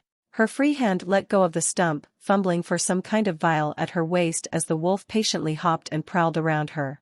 She downed it in what seemed like a single gulp, before tossing it with force towards the wolf, a couple feet off the mark. It quickly wreathed its claws in darkness and stopped its instinctual growling to deny her its rough location, watching in both fascination and annoyance as skin quickly formed over the bleeding stump. The human fumbled for the strange metal device as she backpedaled even further, posturing as if she was fine, despite the way her legs quivered and the way her fear was so thick in the air it could almost note its undertaste from beneath the acrid chemicals. A series of strange beeps and clicks came out of the device as her fingers pressed as many buttons as they could reach, and it tilted its head, the device's design reminding the wolf of those strange, grated boxes that would make a bunch of noise, whether it was some human speaking, or some cacophony of sound that humans seemed to enjoy listening to. It paused, its eye widening as it realized what she was trying to do. As she opened her mouth, bringing the device to her mouth, the wolf put down its injured leg, and rushed forward. "Help! Jacqueline here, I need help." Canal EFTH- the human was cut off with a wheeze as the wolf's shoulder slammed into her midriff, its left hand curling down and behind her knee before raking through, severing the tendon in her legs without issue, as its right hooked into her lower back, the furthest it could reach, and sheared through her back, severing the end of her spine. It knew all the weak points of a human. It knew how to disable her without effort, and so it did, its eye nailed to her elbow. As her torso reeled back, her hand extended, and the wolf saw its opportunity, unwinding its neck and opening its jaws to clamp onto her elbow, its canines scraping against one another as its front teeth cut through her forearm. A violent jerk and twist as they fell, and the device flew through the air above their heads along with the human's arm. Some buzzing voice responded through the device as it clattered to the floor, but the wolf didn't care enough to listen to what the human on the other end was saying, focused on shutting up the human below it as fast as possible. It knew what humans sounded like when they were calling for their kin. A breathless cry of terror and pain left the human as she threw her arms above her head and neck, and the wolf, left without a choice, started clawing through, its jaws closing around the single forearm the human possessed as she jerked and writhed around, its claws hooking into her shoulder muscles and raking through, jerking its jaws back and to the side, a clumsy maneuver that didn't manage to sever her defense, only partly cutting through her forearm due to her stump smacking into the side of its face from the motion and not allowing it to twist further. Without her shoulder muscles to help her arms move though, and her legs completely paralyzed, it didn't matter. Its right-hand fingers clamped around her elbow and pushed it up, away from her head without much effort, allowing the wolf's teeth to cut through flesh and thick, threaded cloth. Its tail felt along the human's limp lower body, before jamming into her suit in vain, the fang not sharp nor strong enough to pierce through the thick suit. As the human's upper body continued writhing, her chin tucking into her neck, it twisted, throwing her severed forearm to the side, and opening its jaws as wide as they would go. Then it snapped forward.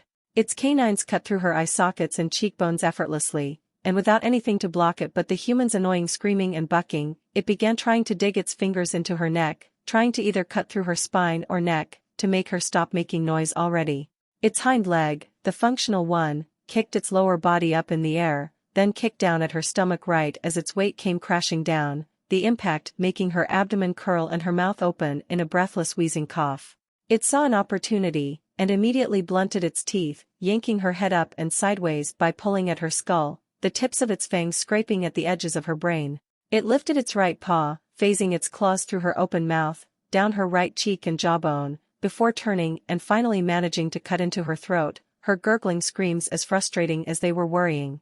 It snarled, a rising, sharp sound, and engaged its pained, torn muscles as much as it could, trying to force its fingers deeper into her neck, being blocked by her blood-soaked chin as she desperately tucked her shoulders up.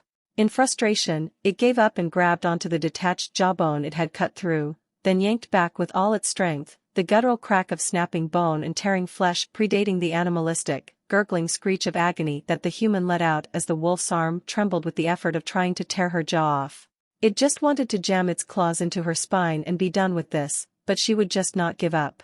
It flattened its ears to save its hearing from the sound, and with urgency and genuine anger, let go of her head by cutting through with its teeth and yanking back. It quickly grabbed onto her half-connected jaw with its left paw, its stubby half-transformed fingers barely getting a decent grip, then wrenched to the left, exposing her flopping tongue and neck.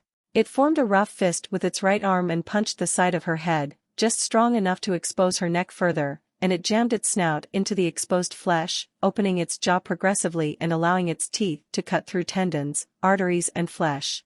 Unfortunately, no amount of twisting would reach her spine, so it adjusted its grip, blunted its teeth, and yanked her half-limp, spasming body off the ground. Its hands rose to the back of her neck, and with a forceful rake of its claws and a twist of its own trembling neck, the human died with a final jerk, her spine severed completely. It adjusted its grip on her neck, then pushed down with its hands on her torso and pulled up with its back and neck. With a sound of wet, tearing paper and a spray of delicious blood, her head finally detached, making the wolf jerk back from the sudden lack of resistance, leaving it hanging from the left side of its jaws by a few scant ribbons of flesh. It had really missed the taste of blood. Even as blood rush faded, it didn't feel particularly tired, its breaths only mildly heavier than normal as it breathed through its catch. It was just injured and frustrated at its current circumstance. It wanted to relax for one day without something trying to kill it. It was almost tempted to crawl back into the tunnels for some peace and quiet. At least it could take the only part of the human it cared about, her brain, and take it along as it ran away to eat it somewhere safe. Because there was no way not a single human had heard her cries for help, especially judging from the urgent voices coming from the little metal box thing she'd been holding onto. As if the world sought to validate that exact thought, another prickle from danger sense made the wolf instinctively duck and throw itself to the side in an awkward hopping manner, dropping the human's head and letting it roll away as it turned its gaze skywards. It snarled at the shady outlines of two humans crouched atop a precariously positioned walkway that connected two leaning towers of steel, more than 100 feet up and away, but both clearly focusing on it. It had to run away, so it turned and stumbled over its own feet, its shoulder and the side of its snout smacking into the small pool of blood cradling the human's corpse. Confused and alarmed, it pushed off the ground, planning to resume its attempt to flee, and saw the world begin to rock side to side, as if the wolf was in a barrel floating down a stream. Something tugged and prickled at its back, and it twisted, almost falling over, staring uncomprehendingly at the half-dozen tiny metal spikes that dotted its backside, swaying and lightly bouncing with each movement. It understood why it hadn't felt them, considering how much pain it was still in, but when had those gotten there? Did the humans above throw the spikes down? A word for them formed in its mind as its vision blurred and the world tilted, sending the wolf drunkenly stumbling onto its side, watching the glowing canal twist like a worm across its vision. Needles. A wide, heavy net covered the wolf as it squeezed its adrenaline sac dry, the conflicting chemicals in its bloodstream battling for dominance, and it snarled in effort as it ground its knuckles into the stone, getting up and taking 6 stumbling steps before the adrenaline was overpowered, its limbs and fingers getting tangled in the net. It didn't even have the energy to swipe its claws through it. It fell unconscious, and immediately its mind flit away into Devourer, frantically trying to disable and target the poison in its veins. It wasn't paralyzing poison, so the wolf didn't have experience with how and what it was doing. It seemed to move through its bloodstream and into the brain, and then act like a hyper-efficient version of melatonin, forcing its mind to rest. By the time it forced its quickly flagging mind into properly programming its mana cells into attacking the poison, however, its chemical bonds seemed to have altered and changed, and eventually, it couldn't even understand what it was doing or looking at, its mind succumbing to a deep sleep. Help! Jacqueline here, I need help, Canal FTH- the voice cut off with a thud and a wheeze on the public channel, and across the 4th floor, gangsters, mercenaries, and hopeful nobodies alike all paused, some replying with requests for location and details. But all heard the ensuing blood-curdling screams, the gut-wrenching gurgles of agony, the spine-chilling snarls, the sounds of tearing flesh and snapping bones, distorted through the speakers, until all that remained was the low static of a damaged comms tablet. And in a metal tower, nestled into the walls of the 3rd floor, a pale, grayed face curled its lips into a sneer as it listened to the replay, an hour late. Newly regrown limbs crushed the crutches they held in trembling fists, while steely eyes glared at a complex machine of mana crystals and countless buttons and wires sprawled across a dark, carpet-less room. I knew you were alive, you fucking mutt. He snarled under his breath, and swept his glare off the hub machine, and onto Kolak, his brown eyes staring back at him, unflinchingly. Good. Get Mason in here. And the comms crystal that's labeled trackers. Now. He growled, and didn't wait to see Kolak nod before he grabbed a hold of the box-like microphone, pushing the WLFSCT button with enough force to hear something crack. He brought the microphone to his mouth, and cleared his throat. To everyone currently assigned to the 4th floor on dog-catching duty, this is Baron Manos Ironheart. And I will make myself very, very clear. He rumbled, planning on doing his best to make it as clear as possible how serious this was and how fucking furious he was. But then he remembered that many of them were tracking groups, mercenaries, and people he had little hold over, as well as how he couldn't make it obvious how important this was. Thus, he forced out a hissing breath between clenched teeth to calm himself down.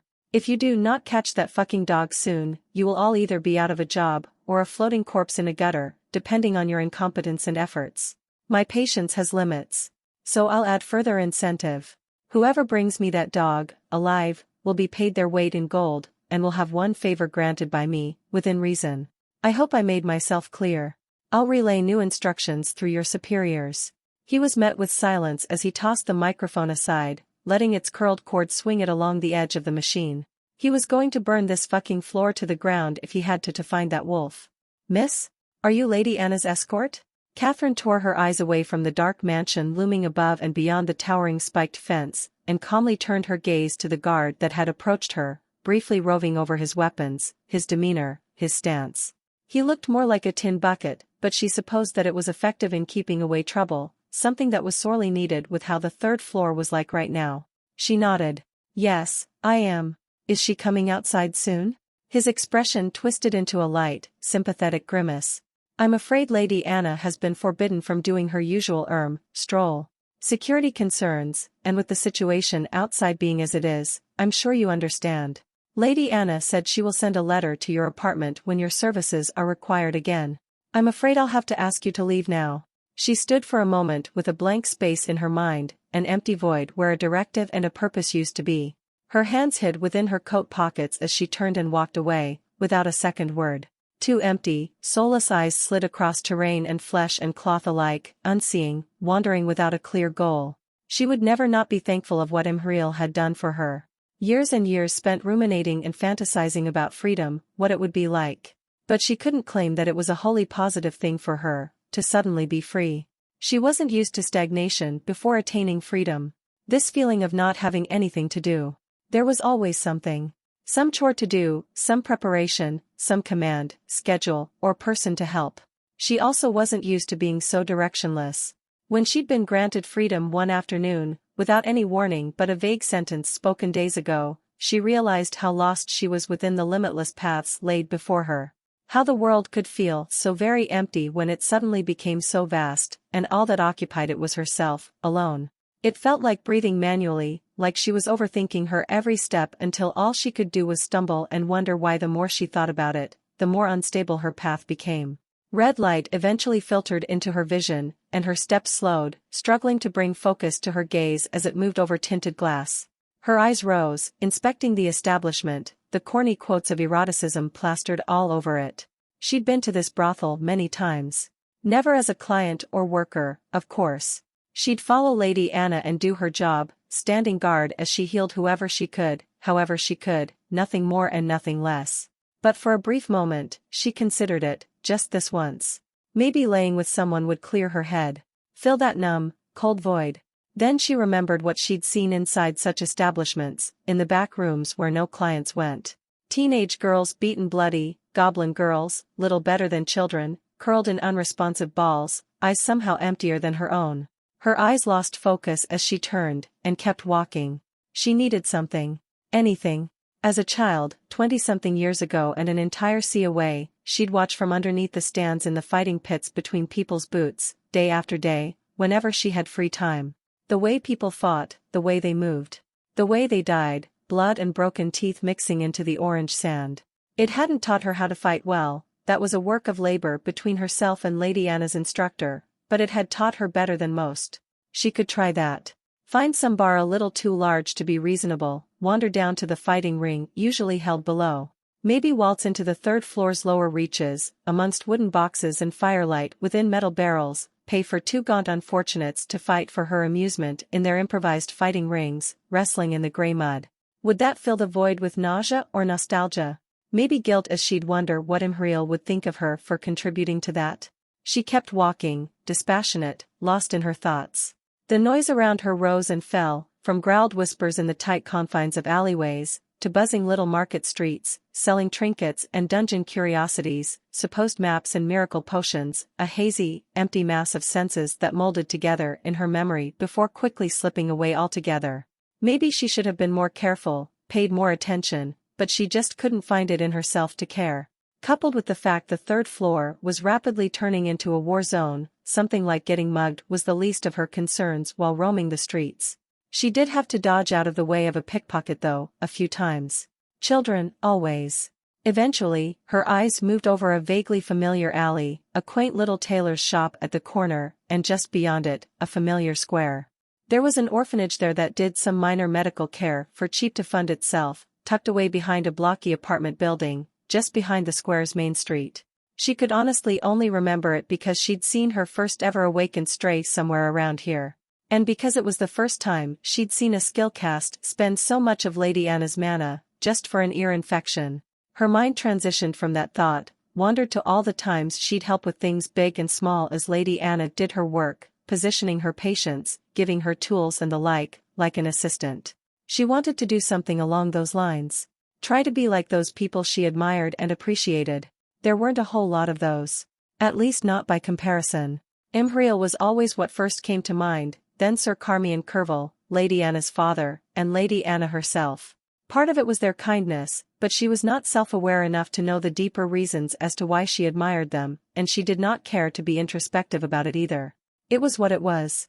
She slowly wandered forward for a few seconds, the bottom half of her face obscured by her coat's high collar, staring down the cramped alley, before eventually deciding on what she'd occupy her time with. A bright red uniform, with metal pauldrons engraved with a gear, torch, and a chevron underneath, hurriedly jogged past the alley and out of sight. Like being suddenly doused in cold water, her senses sharpened and flit back into her mind, the fugue she'd been entrenched in being snapped in an instant.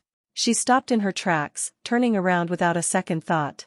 The faint, chaotic background sounds in her mind processed, turning from empty noise into yelling voices and the scuffle of clothes and shoes grating against stone, into the sound of impacts and grunts, a concert of struggle.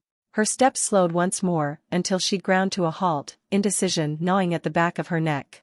Wisps of smog passed through the entrance of the alleyway, dancing around the metal bars of its open gate, obscuring the outside world. The alley suddenly felt so much more private than it was. A little piece of the world, cut away for her convenience, to give her a moment to think. She tightened the collar around the bottom half of her face, the acrid stench of wandering chemicals lessening, her eyes observing the uneven grimy cobbles underneath her boots, the barred window sinking into the floor just beside them as she listened. It didn't sound nearly as bad as some other scenes she'd had to turn away from since a week ago. There were no screams of agony, no explosions. There was no sound of shattering glass and quickly roaring fire.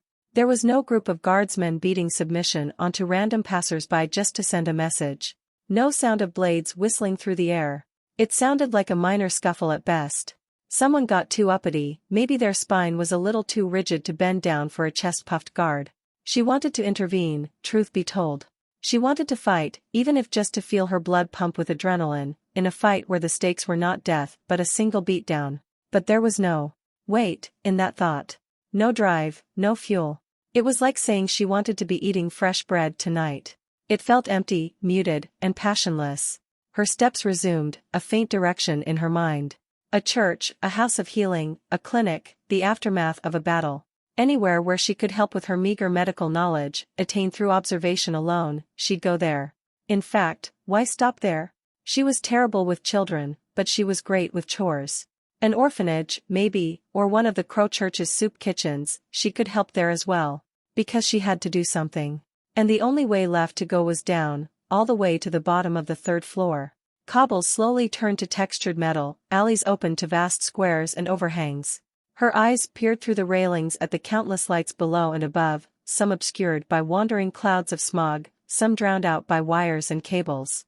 In a seemingly meaningless alley, a group of tense, quiet strangers formed, waiting for the lifting platform within to get back up, and she moved in to stand amongst them. At first, she'd been baffled at how and why everything was so chaotic in the dungeon. A tiny alleyway could hide within a massive, busy store, while in the most hard-to-notice places one could conceive of, laid countless lifts, to take people up and down through the gargantuan, metallic plates that formed what one could easily describe as a beehive of a country. The lifting platform's upper mechanisms whirred to life, and she kept all senses but her sight on her surroundings as she politely pushed through the crowd, curiosity tugging at her. With one hand firmly grasping a pipe beside the latticework door of folding metal, and her ears open for anyone rushing to push her, she extended her neck and leaned forward a little. Four cables as thick as her arms, of magisteel alloy, extended down a dark metal shaft, several 100 feet deep, and in the small open area she could see at the bottom, no bigger than her thumbnail, was another sprawl of homes and factories and streets and towers of various purposes. She had little appreciation for the arts, having spent more than a decade in Imhriel's home. She'd grown used to them. But there was still something infinitely humbling in the nigh-infinite scale of the dungeon. In the fact she was but one worthless soul, letting time flit by among a dozen million more, trapped in a colossal island people called a country. A tiny dot of black quickly ascended, a metallic contraption just 12 feet wide and long, more of an open-top box than a platform. She leaned back into the safety of flat ground, without her back exposed to anyone, and pressed against the wall like everyone else, a silent aura of distrust in each of their searching eyes, hers included. The platform soon enough rose to their level, with a loud, off-key ring and a flash of red light. The folding metal doors creaked and groaned for a moment, attempting to move on their broken rails, before giving up, and through them squeezed in a small crowd of people, some wearing colors, some not. 2 of them, guards. There was a sudden spike of tension in the air, in the way even the hushed whispers of conversation and the shuffles of clothes suddenly turned dead silent, the way 24 eyes nailed themselves to the 2 of them within the cramped alley, hers included. The senior guardsman's steps paused as he looked at them with a subtle weight in his gaze, as if weighing a decision, while those from below simply wandered onwards to continue their day. She idly remembered hearing something about a curfew, declared by the guard to those who would listen. But then again, crime lords, average people, religions and businessmen ruled the 3rd floor. Few listened to the guard. A decision was made in the tense silence, and he tilted his head down a little and said something in a polite manner as he pushed through, something she didn't quite catch. It somehow sounded snide, like an attempt at a joke, despite most likely being an attempt to diffuse the tension. Her eyes flicked to a young man's shifting hands, the pointy end of a shank moving about his pocket, his grimy scarf wrapped around his nose, highlighting the scaled ridges of his cheekbone, slowly drawing her attention to the hatred in his eyes. She knew what was about to happen, and wished no part in it. She maneuvered between a dozen different people that were trying to leave the tight alleyway, and brushed shoulders with another dozen, flitting into the slowly refilling platform. Some hesitated between looking at the tense scene and getting on the lift, delaying further. 7 people joined her on the platform, most mimicking her behavior if they were able. Back to the bars, eyes shifting and observant, and gazes heavy. As the lift's mechanisms groaned to life, and her organs began pulling upwards from the suddenly rapid descent, the sounds of a struggle roared to life, just out of sight. The descent continued, uncaring. Her eyes flit up, the pitch-black confines of the shaft lit by only the dim yellow light crystals just outside the alley. The chorus of yelling voices and meaty thuds quickly elevated to elated yells and cathartic spews of profanity, the cracking of bones. Her eyes flicked back down. 2 versus 24. They never had a chance. They'd probably die. She couldn't find it in herself to care. Much like with everyone else down here, it was difficult for her to look past the uniform and look at the person wearing it. Many of which were even worse than said uniform. Faint light burst from around the rim of the platform and washed over her boots as the shaft rose quickly above them, like a curtain peeling back to show the wider world. Cautious or not, she couldn't stop her eyes from wandering to the side, admiring the scant few moments of beauty one could find down here, in the countless glittering light crystals and light bulbs, spotlights and occasional enchanted signs gently glowing purple. Much of the dizzying complexity of the dungeon was being obscured and distorted, blurred by wandering pockets of smog which looked like innocent mist from afar, rather than gray-brown clouds of poison. Her gaze drifted to the left, observing the nearby tower, a massive cylinder-like structure, customized progressively to add balconies and banners and cables and a myriad other details. Towers that were created just as much for structural support as they were meant for decadence, to those who could afford such. Maybe if she had high enough perception, she would peer into one of its countless windows, beyond the mirror enchantments, and see those within staring back at her, eye to eye, for just once. Her head turned, looking through the bars and trying to figure out if she could recognize any of her usual routes from above. Despite their quick descent and the vast distances, she could. She could see the gigantic piles of gravel and the dark spot of slave lodgings, nestled near the walls in the far distance, barely visible due to distance and smog, one of their most frequent visits. Half-forgotten explanations were brought to the forefront. Lung burns from chemical gases, paired with inhalation of mana crystal dust, leading to lung rot, people coughing out shimmering blood, then bits of their own lungs, until they would inevitably die. Interaction with unprocessed, raw mana crystals without any alchemical lead protections, leading to severe mana poisoning. People who had used mana before, or had developed their mana circuits to any degree, would likely die screaming within a few months. Slave mines rarely had anyone within them that lasted for more than 5 or 6 years. Especially considering the vast majority of slaves were goblins, which were notoriously fragile. It was where Lady Anna had gained the vast majority of her levels and current beliefs. Treatments there were, out of her range. She was no mage, she had no in-depth knowledge of how anything worked inside someone's body, and she had no skills to cleanse people's bodies like Lady Anna. Brown eyes shifted, moving from one spot to the next. She faintly recognized the blue-painted banners of 2 clinics extending high above their surroundings, miles apart, of blue syringes and a scalpel, intertwined, topped off with light crystals hidden within blue-tinted glass, lighting the dimly lit streets they were nestled in with soothing blue, easily spottable from anywhere. Which was the entire point, from what she knew. The sheer contrast of blue against dark gray, browns, greens, and striking yellows and orange made it difficult not to notice them. They were more official clinics, however. House Tillenhall's clinics. They had standards, and would not accept some random nobody's help, even a minor one, not without hurting their reputation and prestige, which was already waning as far as she knew. Her eyes continued as the world below grew closer. Some flickers of red and green, purples and enchanted signs that looked like they were moving, just barely. Brothels and casinos, bars and general hotspots of recreation. She dismissed them. A lot of flickers of fire, of writhing masses nestled within alleys and squares. Even from up here, she could hear the faint roar of their chants, a faint glimpse of undulating masses, turned towards some unknown speaker. It was rather bizarre that the faces of the brewing civil war were a bizarre union of religious figures, crime lords and adventurers of all people. Yet, Lady Anna's irate ranting when questioned on the absurdity of this, made more sense the more she observed. She could understand why the religions got involved. The Six-Eyed Crow's church had many beliefs and genuine grievances that spoke to the people. They were aligned on the same tracks, for the six-winged dove was always one step away from using the nobility above to prosecute them out of existence, which was a sentiment the common people shared heavily, if one simply removed the religious aspects and replaced it with a common hatred of those above, that had been brewing for 400 years.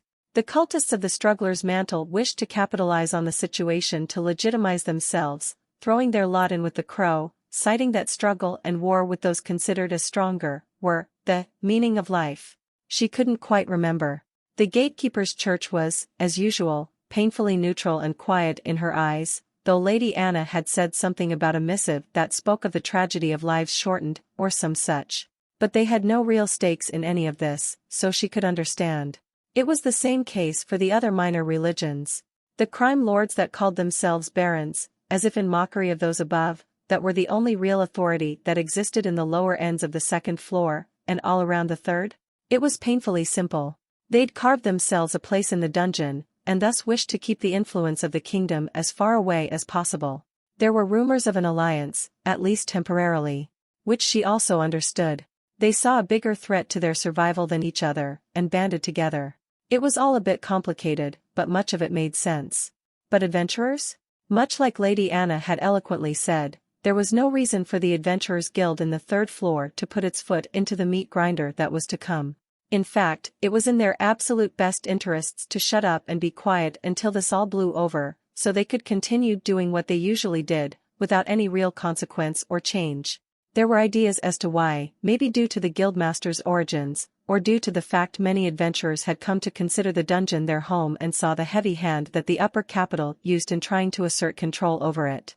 But those reasons all felt weak.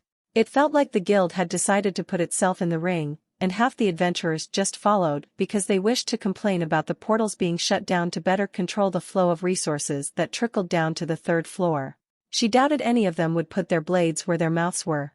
Then there was the fact that all the common people were split between wanting this war to happen or prevent it, to keep the dungeon as it was or to allow the kingdom to bring order, exchanging one group of uncaring exploiters for another, but with the vague hope of stability and peace that the dungeon barons could not and would not offer. Above was, very tense. Below was slowly and steadily turning into a war zone the more people resisted and the more things escalated from both sides. The guard kept pushing harder in an attempt to assuage the worries of the highborn about the dungeon terrorists, or simply to not lose face by appearing incompetent. Perhaps even for petty revenge. She had little doubt that the standing army would soon be called forward, however small it was in comparison to Carmer's population. Civil war was a fast reaction in her mind. Something that just sparked like a candle and burned until either side won. This had proven her wrong. It was a painful grind of butting heads and trying to see who would back down first, until heads turned to swords over the course of many, many days filled with chaos and conflict. It was annoying and too dangerous for her to reasonably entertain involving herself with. She also didn't doubt that those above simply wanted to institute order in order to begin collecting taxes properly, something which the gangs have made an impossibility for decades, collecting said tax themselves. It was so tiresome. In fact, why was she wasting energy thinking about all this? It was all such a headache to sort in her mind. So complicated.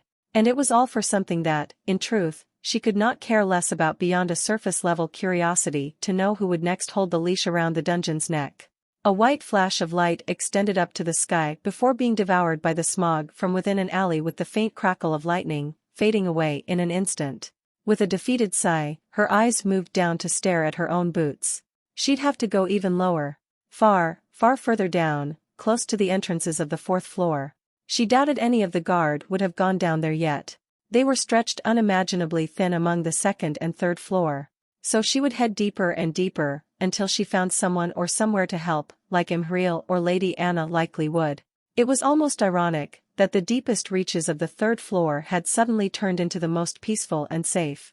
They descended past roads and bridges, past metallic platforms hundreds of feet wide yet still cramped with shops and people, and her eyes drank it all in. The lifts were commandeered by the gangsters a while ago, so she'd only taken their services once or twice, unwilling to part with a few coppers for their use. But with how things were right now, neither side cared enough to station people at the lifts. And she could not deny that she had been missing out. The buildings and factories below eventually rose around the platform, drowning out the lights and intertwining levels, embracing her back into tense mundanity. The hiss of enchantments and a slight rocking of the platform was the preamble to the platform once more being embraced by a metallic shaft, correcting the platform into fitting properly, and she lifted her head, staring up at the numerous buildings and facilities glued onto the top of the level above, nestled just underneath where she'd started her descent, at all the numerous complex yet muted sights she'd went past. Or their undersides, rather. Their momentum suddenly slowed before halting altogether, and she was jerked out of her idle thoughts with the muted thud of the platform sinking into place. Her eyes fell to observe the doors, and as they creaked aside, their intertwining bars folding to let them out, her eyes flicked to the group of 5 guards huddled around a close circle just to the left. The way everyone in the platform had a shared moment of hesitance was mildly amusing, but the red lights started flickering, and thus, they were forced outside, squeezing past each other. Fortunately, besides a wary look by a couple of them, nothing happened, and she filtered out of the alley with everyone else, continuing to walk through the streets. It felt so different, yet the same. There was a sense of energy that always seemed to be lacking in the 3rd floor outside a select few places. It was the best way she could put it. That sense of life and activity. It was in the char marks of liquor bombs occasionally painting the metal and stone beneath her feet black, in the way she would turn out into a big street and see the remains of makeshift barricades made of sheet metal and fabrics and wooden pallets, shoved against the walls for people to drag into place whenever necessary. In the way people's eyes had lost some of that fog of apathy. That cold sheen of distrust. Not much, but some. The distant, rhythmic chanting of words she could not quite make out certainly added a hint of unity and community this place didn't seem to have before.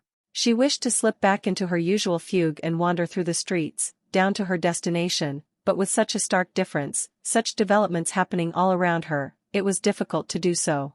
It was curiosity that made her step slow, before eventually changing direction, vigor renewed. She wanted to see what the chanting was about. It took more than a few minutes of maneuvering through alleys and some of the more open, wide streets, but by simply following the chanting and the cheering, she eventually found her way. She walked through an alley, turned her eyes to the right, and was met with a loose wall of people, dressed in browns and grays and blacks, rough workers' pants and a myriad more, pumping their fists up with passion. It felt so strange to see something like this, in the 3rd floor of all places. And she was a little too short to see what was happening. Curse her genetics. Though she was sure being malnourished as a child did not help with that. For once, as she approached someone to ask them a question, it didn't feel like she was about to have a mental spar, or impromptu interrogation. If anything, the sheer energy of the crowd, it felt like it was seeping into her, somehow. She kind of liked it? even if the chanting of "off with their head" was a rather grim one. And very loud. "Excuse me, sir?" she asked and lightly tapped at a middle-aged man's shoulder, jerking back when he whirled around, eyes wide and wild, before settling on her and relaxing, his shoulders drooping. "Succubi's tits, you scared the shit out of me," he groaned out, almost yelling to be heard over the chanting, before taking a deep breath through his nose and resetting his shoulders. "What'ya want?" he asked, not quite cagey, but not exactly friendly either. "I was just wondering what exactly this is all about. I haven't been paying much attention," she asked, well, more like yelled, and the man's brows rose. "What do you think it is? Bunch o' spooks got caught by the beakers, they're executing the bastards. Wanna stick around? Ye might catch one o' their heads," he exclaimed with almost childish excitement, gesturing vaguely behind him, and as if on cue, a round, whirling object rose above the crowd and fell in an arch, spewing blood all the while.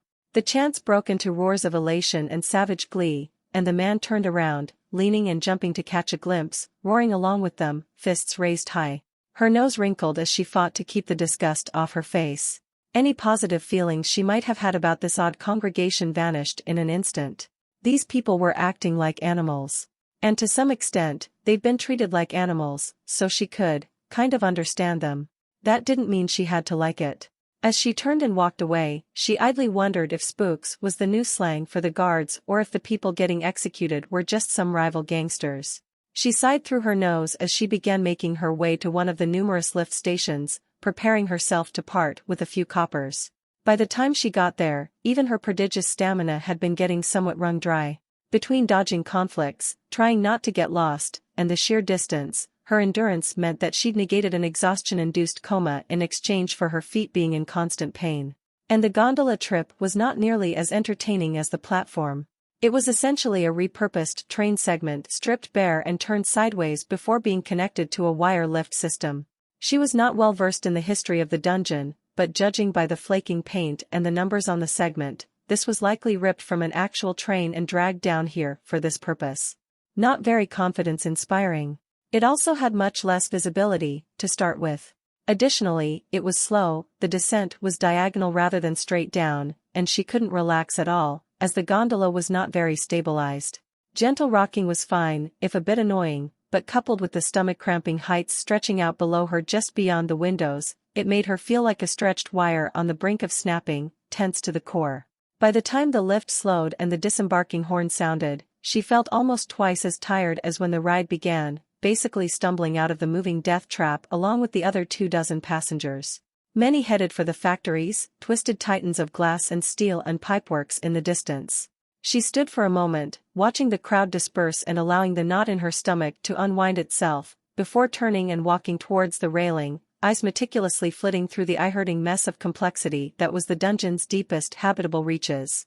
No blue lights. No banners she could see. No clinic signs. Then she saw it, the sign of a crow's church, 6 feathers arranged in a star, each cradling a beady eye in the middle, each glowing a soft red, towering hundreds of feet into the air with the help of a thick metal tower at its base. Nearby said church, she thought she idly recognized a soup kitchen, near the glass factories.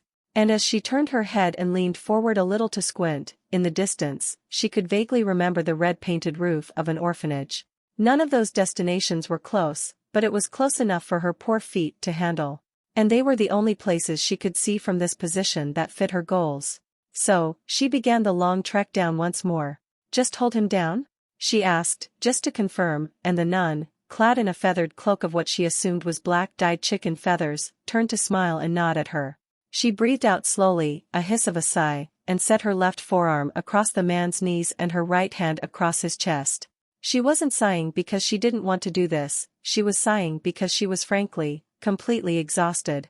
After working in the soup kitchen of this specific church for almost 4 hours, and walking what she estimated to be 20-something miles total today, she could barely walk straight anymore. Which was a good thing, honestly. She didn't mind. She was planning to go to that orphanage after she was done here, if she didn't collapse from exhaustion first. But trying to hold someone down while feeling like a sack of rocks was not her idea of fun. He was a little too out of it to react or understand what was happening, and by the time he felt the nun's bonesaw rake through his lower leg, a twisted, inflamed mess, it was too late for his screams to change anything. It was over in 10 seconds, and she kept holding the man down as another nun came and used a single burst from a sprinkler full of healing potion on his stump, a diluted mix, just barely enough to hasten the healing process to where the blood would clot and stop the bleeding. Then she was practically shoved out of the way in the cramped confines of the backrooms, which she provided no protest to as she waited for the nameless nun to finish her work. It took a while. And so did every other patient after him. It was a slow grind where minutes felt like hours. The vast majority of it was actually far more mundane than the first person she helped with. Bringing warm water, throwing out dirty bandages, helping with minor things as the nun did the brunt of the work. She still felt like a walking puppet, but at least the strings guiding her had some semblance of purpose. In the dead time as the nun finished up with setting back the blankets of a sickly old man, she turned to observe the room with a tired gaze, and her eyes immediately jerked to the underside of a single, strangely well taken care of bed in the corner, drawn there by subtle movement where there shouldn't be any. Big brown eyes within a scruffy little green head topped with brown hair stared back at her, and she dumbly blinked at the goblin that had seemed to claim the underside of a patient's bed as its lurking place, clad in a severely oversized red shirt and hugging a rucksack seemingly made of said shirt.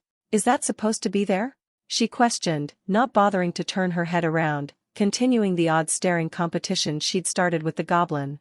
"What?" the nun asked, before a soft "oh" of realization left her. "Yes, it is. It's the patients. Normally we'd turn away those who practice slavery, but judging by how attached and loyal it is, we assumed it's been treated well. As well as some other factors," the nun cryptically said, and she turned around to stare at her blankly.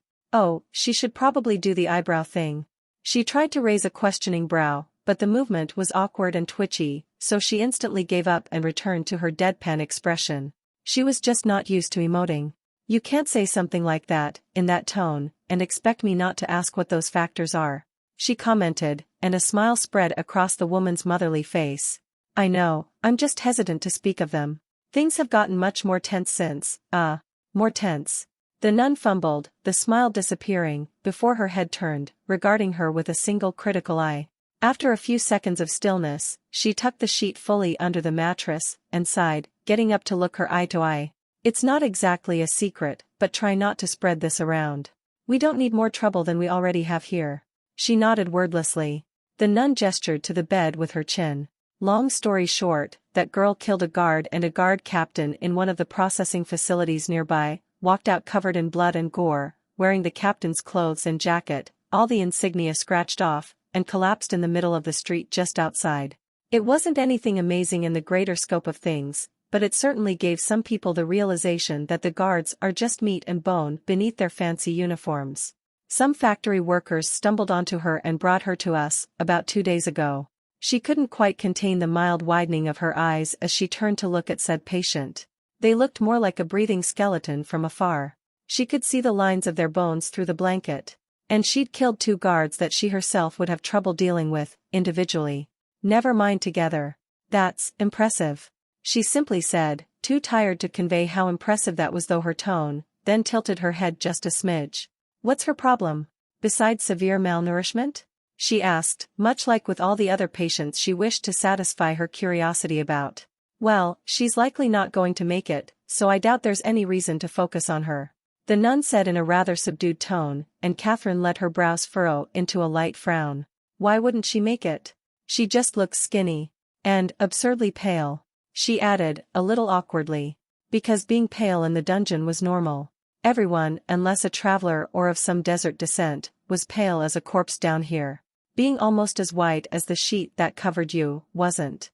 The woman's skin, if removed of scars and bruises, was a couple shades away from porcelain white. She breathed in a lot of toxic fumes. Some occasional, thankfully mild, seizures because of it.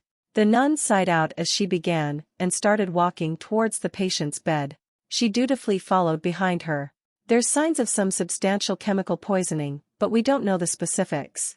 She's also a little out of it, in general. Keeps muttering about blood, rats and vampires. Keeps vomiting out anything we put into her besides simple water, so we've been trying to give her some simple broths, but the moment it gets any more complicated than a bit of salt or chicken broth, she starts vomiting it out again. And while the crow cares for the forgotten and the broken, and thus, so do we, I'm afraid we cannot afford to inject her with healing and nutrition potions until she improves, nor afford the services of a healer Pather. I expect her to pass soon. Best I can do is make it painless for her and pray to the gatekeeper to bring her soul to rest." The nun whispered, her voice heavy. A shared silence passed, before the nun sighed once more, then turned towards her. "Go to the kitchen and ask for some water with chicken broth, the girls will know what you mean. Bring it here, will you?" The nun asked, and she simply nodded, turning away to fulfill her task. 2 minutes later, she was expertly balancing a slightly too full teacup in her hands as she walked back into the large sick room, and she lethargically made her way to the nun, who was busy with not much. She simply seemed to be considering how many blankets would be too many to put on the woman in the bed. Her eyes moved to the woman's face, or what remained of it, and she had to suppress a sympathetic grimace, one that became increasingly difficult to conceal as more of the woman's body was revealed as the nun removed the blankets to replace them. She'd seen comparable injuries before, but still, that had to have hurt. Half her nose and right nostril seemed to have either melted or been torn off. Her ears were much the same, just 2 tiny nubs of healed flesh remaining where the outer ears should be. A good fourth of her bottom lip seemed to be missing, as did a good fifth of her upper one, as well as a decent chunk of both her brows. She was completely bald, and it did not look like the result of a haircut as much as it did the result of poison and chemical burns. Tiny pockets of flesh seemed to be missing all along her face, cheekbones and jaw. Not to mention the state of her fingers and the numerous pockets of discoloration on her skin. Likely another result of chemical burns. Judging by the way the blindfold around her eyes seemed to sink into her sockets a bit, she wasn't sure she even had eyes. Her right arm had been cut off and seemingly cauterized in the most crude way she'd ever seen, and she could easily count the woman's ribs with a glance. Her legs were both swamped within 2 thick casts, her right all the way up to the thigh and the left just under the knee. Her eyes roved up to return to her face, but she paused as her eyes moved to her neck. A really, really long neck. Just long enough to be strange on a human, just short enough to not be creepily uncanny. "Is she an elf?" she blurted out, blinking rapidly in surprise, and the nun turned to her, her brows furrowed in confusion. "Why would she be an elf?" the nun asked, with a genuine sense of curiosity. She tried to gesture towards her neck with a jut of her chin as she moved a little closer, careful not to spill the hot drink in her hands. Really long neck.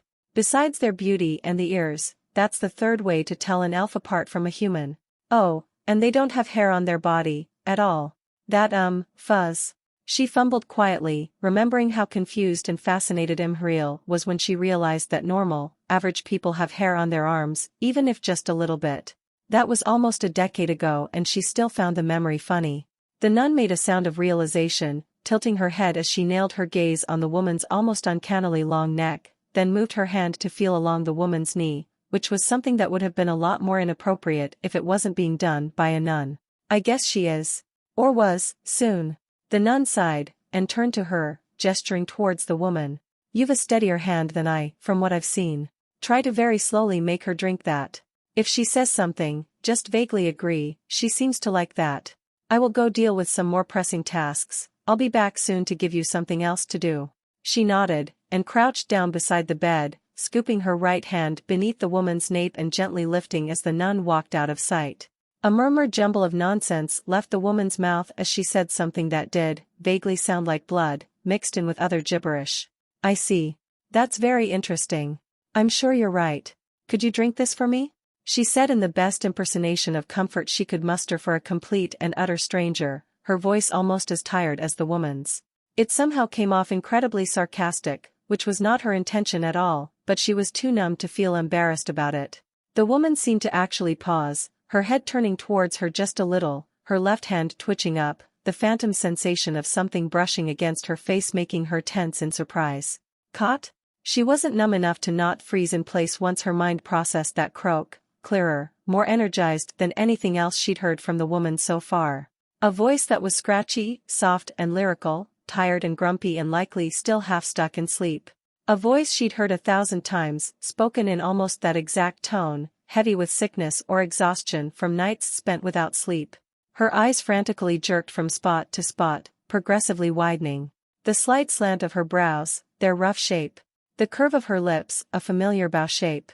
The oval-shaped face, the tiny crescent scar on her left cheek, from a slap that involved a nail and a lot of blood.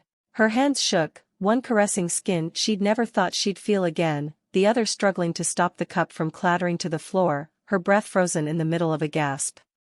Missed, you. The woman, the person that couldn't be, slurred out, and she felt her chest tighten, her lungs, eyes, and heart, all burning in tandem, for different reasons, each heartbeat feeling like a fist slamming into her ribs, her pulse pounding along the sides of her head. Gods above, what happened to you? She breathed out, her voice warbly as hot salt raced down her cheeks, her eyes examining every scar, every injury big and small, with renewed horror. The cup shattered in her palm, but she felt neither the scalding burn nor the shards of porcelain digging into her palm, water and soup mixing with her blood. She took a deep, stuttering breath, trying to calm down, crush her emotions and find how she could even begin to process all this and find a way to fix it all, loosening her fist to let the chunks of porcelain tinkle against the floorboards, the scent of antiseptic and sickness flooding her brain. Her eyes opened to the sight of a skeletal arm jerking away from the bed to grasp onto her hand with speed that genuinely startled her, yet even that paled in comparison to the sheer numb shock she felt when she saw Imhriel the girl that ate like a sparrow, poking and nibbling at her food like it was about to attack her, all for the appearance of etiquette, jam her open mouth against her bleeding palm and suck like a starving leech, her dry, sandpaper tongue licking at her wound as if it was the only source of liquid for miles.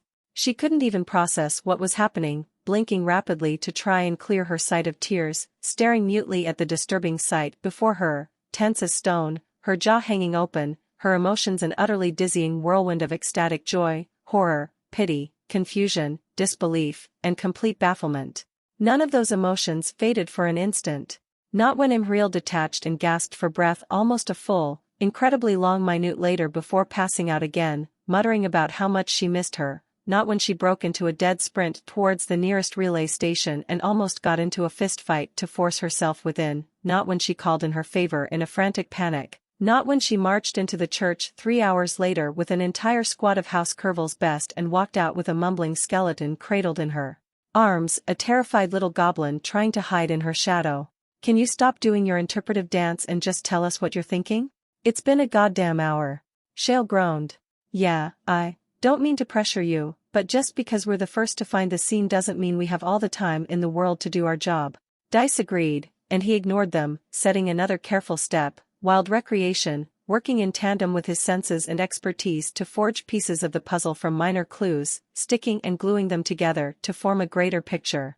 That picture was one that bode ill for them if they wished to get the full reward. Tracking paid well, but if they could catch this thing. He was getting distracted, so he abandoned that line of greedy thinking to focus on his job.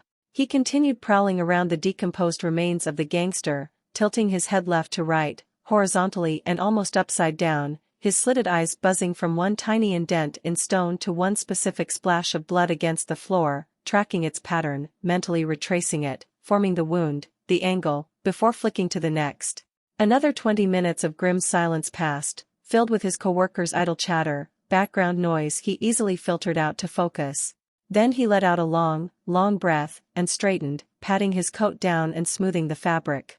If only he could also forego the mask as well, but alas, not even his poison resistance could blindly tank all that flew in the breeze down here. I've got quite a lot. Pessimistic estimate, this thing is extremely, extremely dangerous.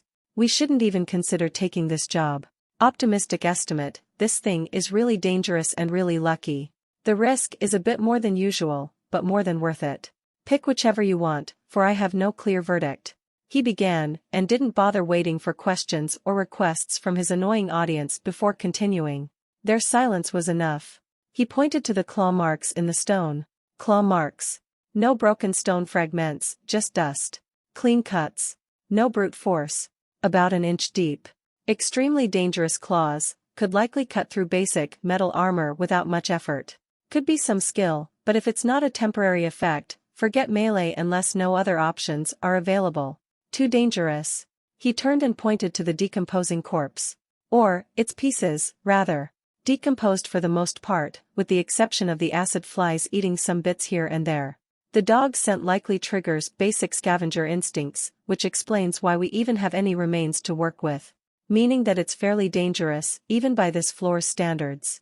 Additionally, the way this person was killed is extremely alarming. He moved closer, grabbing the right pant leg and hauling it up, pointing at the clean cut behind the knee with his other hand.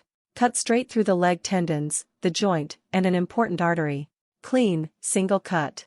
Tracer just sat in place, his eyes roving over every inch of his surroundings to no avail. It felt like he was being watched, yet he couldn't find the eyes that followed him. And he felt many of them. He could be wrong, of course, and he was certainly no stranger to the odd bout of paranoia, but this felt too solid. Too real. We'll do our report back on the 3rd floor. Let's go. Dice sent him an annoyed look, likely seeing this as another challenge to his authority or something juvenile like that, but he only had to glare at him and gesture with his eyes at their surroundings for him to get that something was up and nod along, his features relaxing into understanding through the muck of his gas mask. Yeah, good call. By the time the poison that forced its mind to stillness had faded and it had gotten its bearings, it had become distinctly aware of 3 very strange things. 1, it was not dead. Which was a pleasant surprise that made it very confused, because why were the humans trying to catch it? Food for later? 2, it was actually tied up in a way that made it nigh impossible to do anything. Both its front paws were dragged behind its back, then put into 2 very tight cuffs, with 2 metal spheres sitting tight around its newly formed paws, while the same went for its bottom feet, each individually shoved into a tight, locked sphere of iron. Then there was some weird cage of metal very tightly affixed to its snout and clamped onto its head for stability with leather strips, so it couldn't bite anything if it tried. Its tail was the only thing that had any semblance of mobility right now. It wasn't helpless, but it was fairly close. It was a very anxiety-inducing realization. 3, whoever caught it had somehow fixed a lot of its injuries overnight. The superficial ones, at least, like some of the muscle tears and burnt skin. Its bones still felt frayed and fragile, and its body was still in pain, but it felt much better. It assumed that the human had given it one of their weird healing vials while it was out, which it wouldn't complain about, but why? It didn't make any sense to heal your food. It also didn't make sense to go through all this trouble just for food, considering how much easier it would be for a human to feed itself without going through the task of restraining it like the human had. It had left an entire 6-foot-long pile of meat right next to itself. What was the point of grabbing the wolf? Humans made no sense. It was so annoying. Maybe they had some actual reason.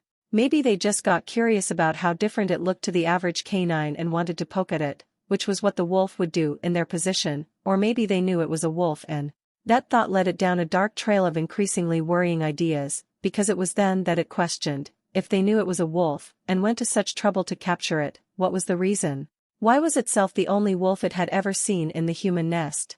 Did humans collect them? Or kill them? Why? Would it meet other wolves if it just waited in its cage to see what would happen? Should it do that? It was both confused and hesitant, but with the amount of questions that were mounting up, and the lack of answers only continuing, it discarded that trail of thought.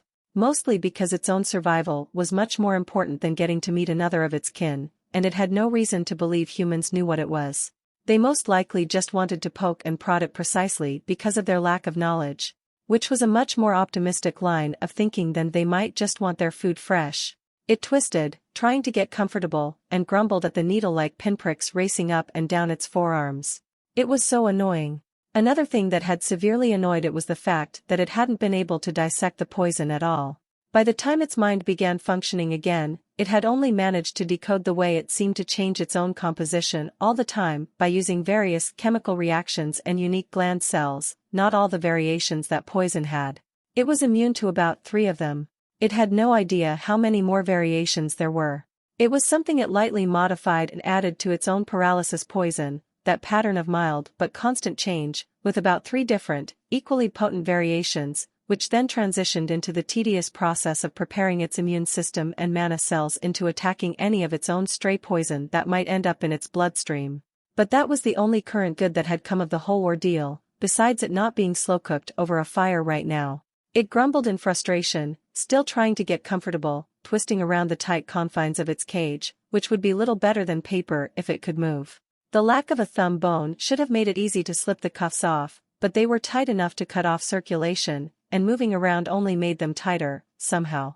And without any momentum, it was fairly sure it couldn't just snap the device apart with brute force. The front door to its cage seemed fairly loose, thankfully, so it did the only thing it could, which was to very, very awkwardly curl up against the back of its cage, position its shoulder to the door, and start trying to bust through with sheer force of boredom and frustration, using its tail like a weak piston to add momentum. That padlock thing looked brand new and solid, but it had nothing better to do than test the structural stability of its cage before its captor returned in the vague hope the latches the padlock was going through would snap. Or rather, that was its internal explanation for the illogical action of wanting to pound out its frustrations on something before resting and healing itself. Despite its back paws being encased in metal spheres and sliding all over the floor, it was able to squeeze itself into the corner by shuffling around with its shoulders before exploding forwards, its left shoulder slamming into the door as its head and snout ground against the floor, lacking room to twist. As the metal banging of its cage door filled the small, metal room it was in, covered in tossed-aside fabrics, the cloying scent of an aged human male, and with a single window filtering yellow light through its bars from the other side of the room, its vibrations picked up on something. Something both infuriating and hopeful, that made it pause in the middle of dragging its shoulder across the metal for another crash. It was a little metal lock that held its cuffs closed. Or at least it felt like a lock. Its cuffs were essentially just a rectangular piece of metal with two holes in it that led to the spheres around its hands, with two chains on the inside that would tighten whenever the wolf moved, locking them in place and tightly curled into fists. The mechanism was mind-bogglingly complex. However, there was a tight seam running through the rectangle between its wrists, of interlocking pieces and fine machinery within. It was a circular arrangement, of multiple dozen little pieces, and it was all wrapped around a locking mechanism that was by comparison, quite simple. Which was not simple at all, the more it parsed through the vibrations information. How did it know what a locking mechanism was? It didn't. It just had a vague image in its head of what one was supposed to look like, much like all the other information in its head about machinery that had proven utterly worthless. Until now. It knew that humans would somehow fiddle with these lock things, and they would pop open. Though this lock seemed different, it had seen humans messing about with a padlock many times. And it had a perfectly mobile tail that it could use to fiddle with said locks, much like a human, minus the fingers. It took a deep, long breath, and let it out in a growl. It hated how helpless it felt, and was thus more than willing to keep slamming into its cage's door. But all that would likely accomplish was making the wolf exhaust itself. So it started flaring its antennae instead, twisted as much as it could, the side of its face being squished against the bars as its bulky upper body prevented it from turning around, and began kicking at the floor, the iron spheres around its back paws making the process extremely strange and awkward.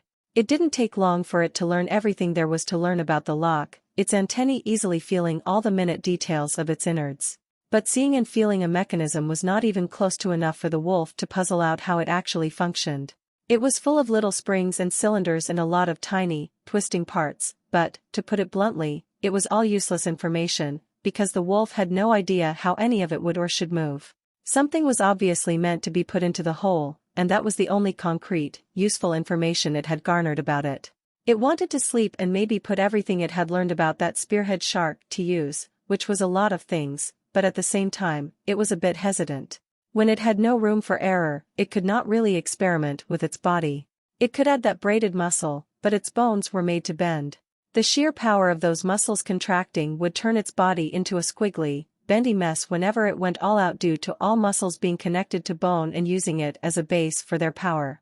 It was fairly sure that feeling its bones twist and bend mid-fight would only be disorienting and confusing. And it could dense its bones to compensate, severely limiting the bendy nature of them in favor of stability and power. But it was just too hesitant to try and escape the human nest while not being fully sure of what its body was doing and was capable of. Experimentation was for when it had room and time to commit to it, and a relative guarantee that it wouldn't trip over its own feet. As it squeezed its sleep sack dry to go back into devourer, it sighed and watched its moss-covered bottom half, admiring the pretty light, until its eyes grew heavy and sleep embraced it once more. It only increased its inner plant-based armor to wherever it could without limiting its mobility, adding a few wide strips of braided wood-like fibers across its abdomen and some small patches along its arms, then added the braided muscles it had gained from the spearhead shark to its tail to increase its strength and mobility. The plant fiber armor changes would likely be completed far too late and were still ridiculously costly, but it had enough essence to not worry about its resources for the moment. Another thing it changed was something it very much regretted. The moss fur. It had taken way too long, it felt a little too heavy, too inflexible to be comfortable, and would likely not be as good of an armor as its normal fur was. Coupled with the plentiful sources of food around the human nest and its impending escape, it didn't have any real reason to have it. It was an interesting experiment and it looked nice, but that was it. It got rid of it all, replacing it with its normal, coarse, thick fur. After directing additional essence to healing its injuries, it added a few antennae to its tail. It had enough intelligence to not get overwhelmed, so it was no problem. Afterwards, well, all it could do was try to puzzle how to unlock its cuffs, and wait to learn its fate. But first, to jam the chains around its wrists. Red, writhing veins of fat tissue and nerves crawled out of the little pockets on its forearm, some thick, some as thin as strings, and slime quickly followed, squirming between, and within all the mechanisms that moved the chains. It retracted them, content with knowing they would soon dry and jam everything inside, and rested. There were 2 locks on the door of the room. One seemed to be, logically impossible. But based on how it would pop open when the human would prick his hand with a needle and push it onto the lock, it assumed it had something to do with mystical human stuff it couldn't understand.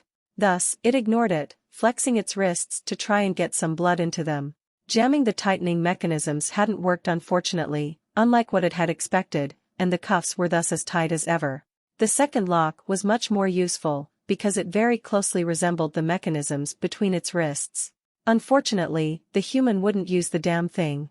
He'd always come into the room, try to prod the wolf with a needle, which it fiercely objected to, managing to break 3 of them before the human stopped trying to use its oddly specialized stick to poke it through the bars, then sit around for a bit, fiddling with the human communication device for an hour at a time before talking to someone for 3 minutes. Then he would just go outside, lock the door using the blood lock, and walk away, further than its perception could reach. It was infuriating, and it could do nothing but inwardly fantasize about ripping him apart for being so frustrating without likely even realizing it. And capturing it. That too. Another thing that was a simultaneous problem and a boon, was time.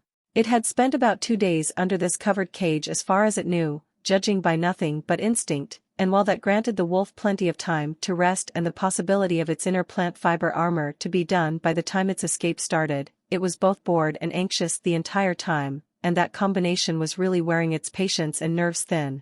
At least it had plenty of time to practice human speech and nitpick its body for tiny improvements to make, like making its blood clot faster when exposed to open air, making its tendons even thicker, and adding some reinforcement to the shoulder joints. Because flexibility sacrificed stability, and it was tired of its shoulders popping out of their sockets during fights. It happened with the golem and the shark, and it was a huge annoyance beyond the pain. With a long, long exhale of boredom, it got back to practicing the words its human had taught it. Head, neck, chest, stomach. Oh, and haste. Its ears straightened as its head tried to snap up. Its antennae started writhing as for once, the human did not stop at merely using the blood lock as he left, but started pulling some bits of metal out of his pocket. A change of routine. The human brought his hand to the door's handle, and to the lock beneath it. Blood rush, activated, its perception getting boosted by the skill just well enough for it to feel everything within. The little metal thing, which the ether informed it was a key, its grooves, the way the key entered and the pins were pushed up one after another. Then a twist while the free-moving little cylinders of the lock moved, and the mechanism locked the door as the human walked away once more. The wolf was far too busy thinking about the contraption to pay attention to the human's retreat. It was actually rather simple, after seeing it in action. All the pins and springs were of a different length, all it had to do was align the pins with a groove on the inside of the lock, and then the whole cylinder could twist. Of course, the key to the door had about 5 large pins while the one inside its cuffs had about 12 tiny ones, but it knew exactly what to do now to escape, assuming that locking was the same action as unlocking, but in reverse. Which, by simple observation, seemed to be the case. It knew that actually making a key on its tail made of bone, while judging the proportions on nothing but feel, would be an exercise in delicate attention and a lot of frustration, but it was all it had to work with. Its antennae writhed with the spheres and on the fringes of its cage, its tail twitching ever so slightly as it moved along the edges, and it hurriedly put itself to sleep to get to working on the key. The human got back a lot faster than it had expected. Just an hour later, he'd unlocked the door, then started erratically picking things up and tossing them aside, then pacing, before eventually going to the corner, reaching over an oddly shaped metal bowl thing embedded into the wall, and turned a handle on top of the metal pipe that was aimed into the bowl. It was very strange to feel water rushing straight up within a pipe, and the wolf idly wondered how long it's been since it last actually drank something that wasn't blood. It kind of missed the taste of water, that refreshing feeling. The specks of dirt in it just added texture, in its opinion. After this was all done with, it was going to find a nice spot to drink water at, even if it had no need for it due to devourer. After a couple minutes of the human drinking water and pacing, the wolf grew bored. And it still had a key to design, so it prepared itself to sleep once more. Then the human picked up a familiar blanket, and walked over to the wolf's cage, and it felt with puzzlement as the blanket was thrown over the top of its cage. Again. It sat unmoving, blinking at the brown covering on its cage. That was just annoying. Watching the new colors was at least entertainment. The dull brown was boring. Then it felt the human take out a knife, and it tensed, minute complaints forgotten, poison fang ready to try and reach through the bars and neutralize the man. The bars were tight and its tail was thick, so it couldn't quite reach, but it could at least try. The man grabbed onto the blanket, and cut 4 lines into it, above the metal holds at the 4 corners, then got to work on putting the holds through the blanket, and the wolf relaxed as it realized what he was doing. Then the human sheathed his knife again, and put his hands on the circular holds, bending his knees and tightening his core. Oh. This was going to be horrible. Its cage rocked, and with a heave, the human slid the cage over his knees, dangling and holding it over his pelvis as he straightened. Fucking 100-pound mutt. The human grunted. It was, indeed, horrible. It hated every second of it as the human stiffly walked back to the door, every motion rocking its body back and forth and to the sides. The door swung open and was quickly kicked shut. The human readjusted his grip a little and walked out into the outside world. Its eyes curiously flicked to the edge of its cage, under the blanket, its discomfort momentarily forgotten. It was instead replaced by a primal, instinctive fear, its body locking up as its eyes widened. The fear of heights. Which it didn't have, it thought, but the sheer amount of empty space between itself and the ground was so vast that it couldn't help it. That would explain why it couldn't feel the ground anywhere, just a vast expanse of metal above the room and a complex of metal beneath its feet before its senses faded. The thin, graded walkway they were on was more of a series of thin galvanized metal platforms stapled onto the side of a small complex of metal rooms, all seemingly designed for humans to live in. And said metal rooms were hanging off the bottom of a gargantuan plate of metal, like a blocky beehive.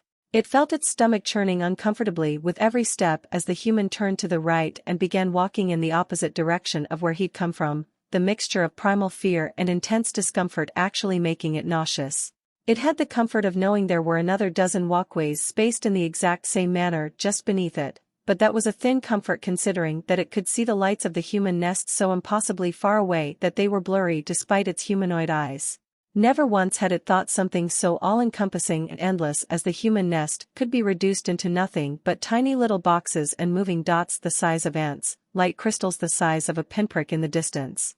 And there were so many layers to the whole thing, platforms and bridges and wire lifts connecting it all together.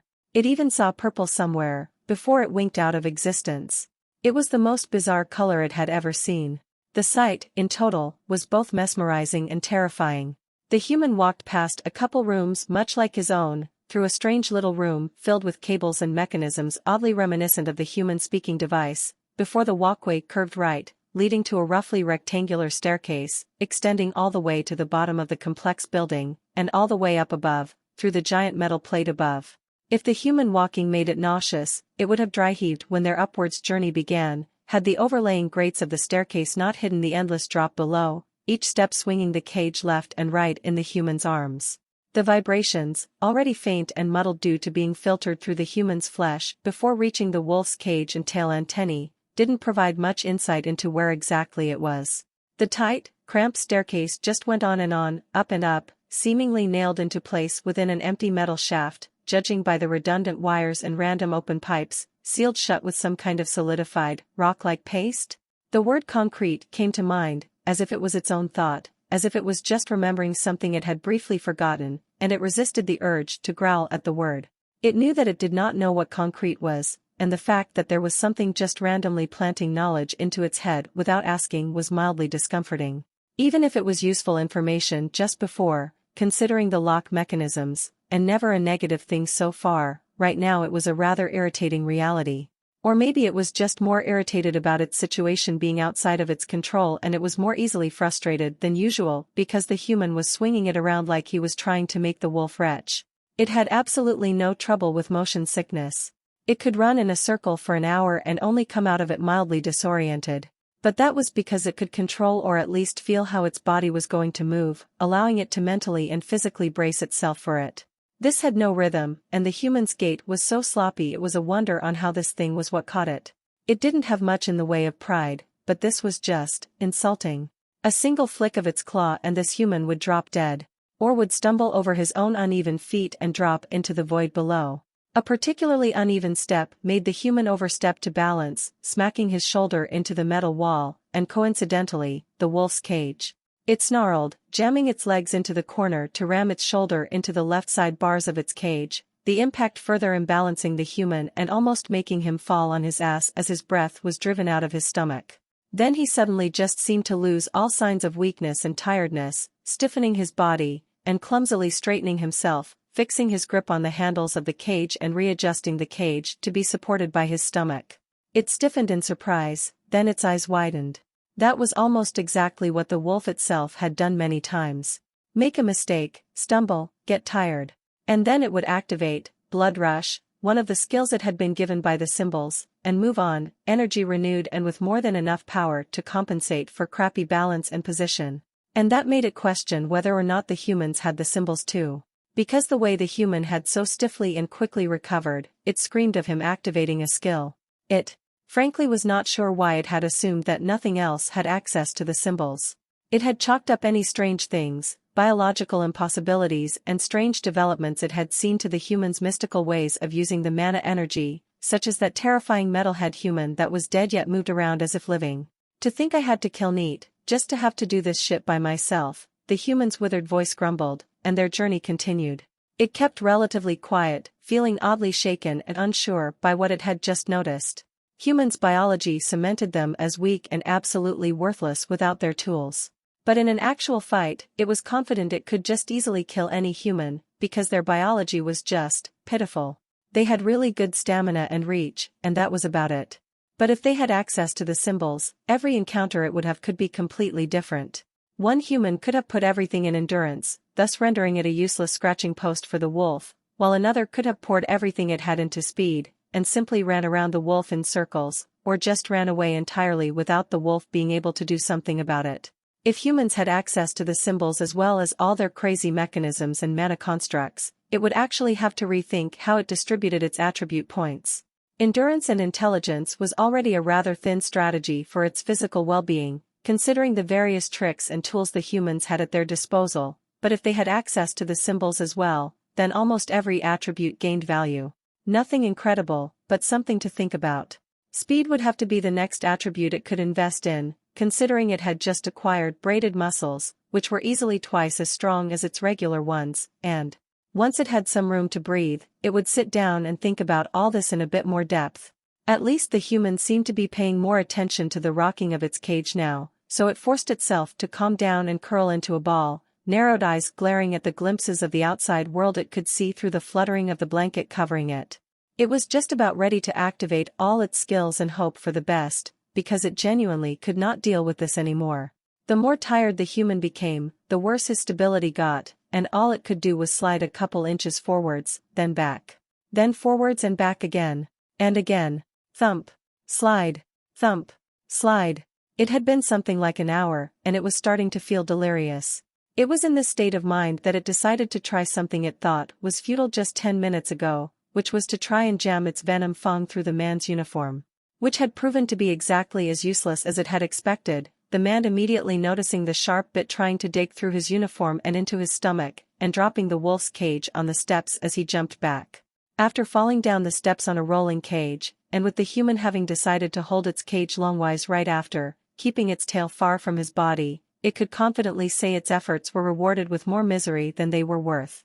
After that the wolf began paying as much attention to its surroundings as possible, mostly to try and distract itself from the nausea and mounting irritation.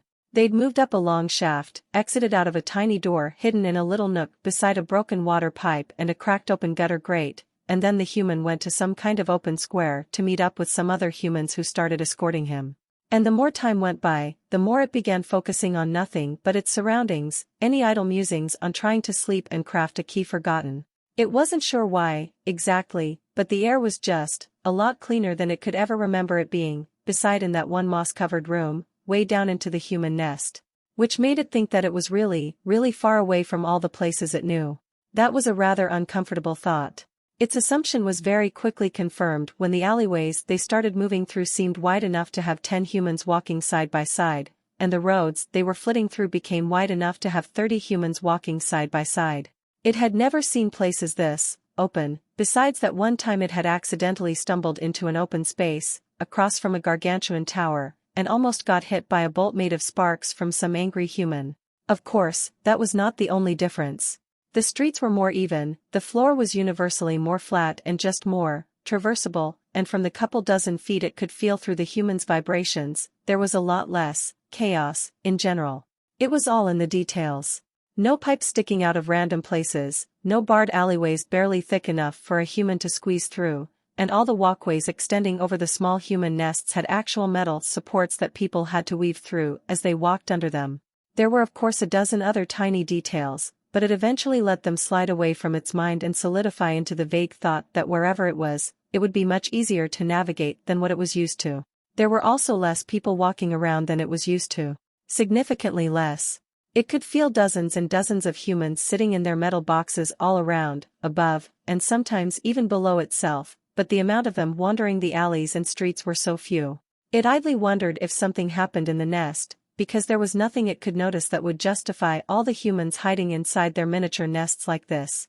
No poisonous gases, no telltale rumbling of a collapsing factory, a sight it had caught a glimpse of once, near the start of its life, many months ago, and no fighting. Well, any more than the usual amounts of fighting that the humans did. It had been a long time since they'd started moving, and the human and his followers didn't seem inclined to stop anytime soon. It let out a long sigh, its frustration having been already spent, and its mind and body now well accustomed to the uneven rocking of the human's gait. It squeezed its melatonin sac dry as soon as it had produced a bit more, for the third time, and tried to empty its mind, fall into sleep. And despite how incredibly uncomfortable it felt to do so, it even sheathed all its antennae into its fur and flattened its ears, for the sole purpose of trying to sleep. It took a few minutes, its mind continued brushing along the edges of a lucid awareness, and eventually, what felt like seconds later but was likely several minutes, it felt its mind slip under, embraced in restfulness. Now to craft a key as fast as it could before the sounds of its surroundings and the annoying rocking would wake it back up again. The process was not fast whatsoever. It had to focus on vibrations to properly calculate sizes and distances for the key's grooves, and the more it focused on them, the less solid its grasp of sleep became. External stimuli and sleep just didn't work together. The deafening sound of grinding pulleys and humming electrics, the rocking of its cage, none of them helped the wolf whatsoever. Mercifully, there were extended periods of time where its cage would be put on the floor, free of interference.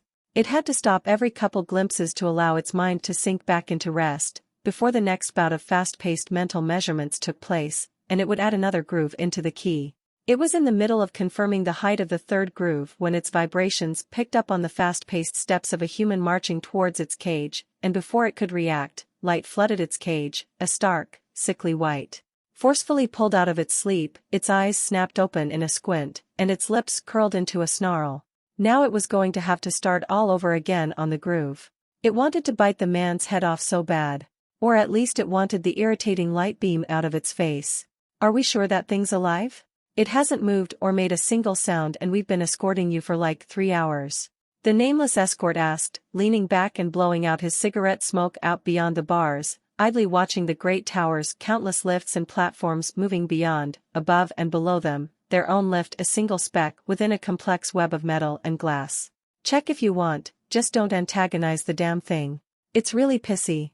He warned, too tired to give a shit about maintaining the mystery, and he watched dispassionately as the young man took his flashlight out of his belt, pressing the button on the shaft as he marched to the beast's cage and lifted the blanket.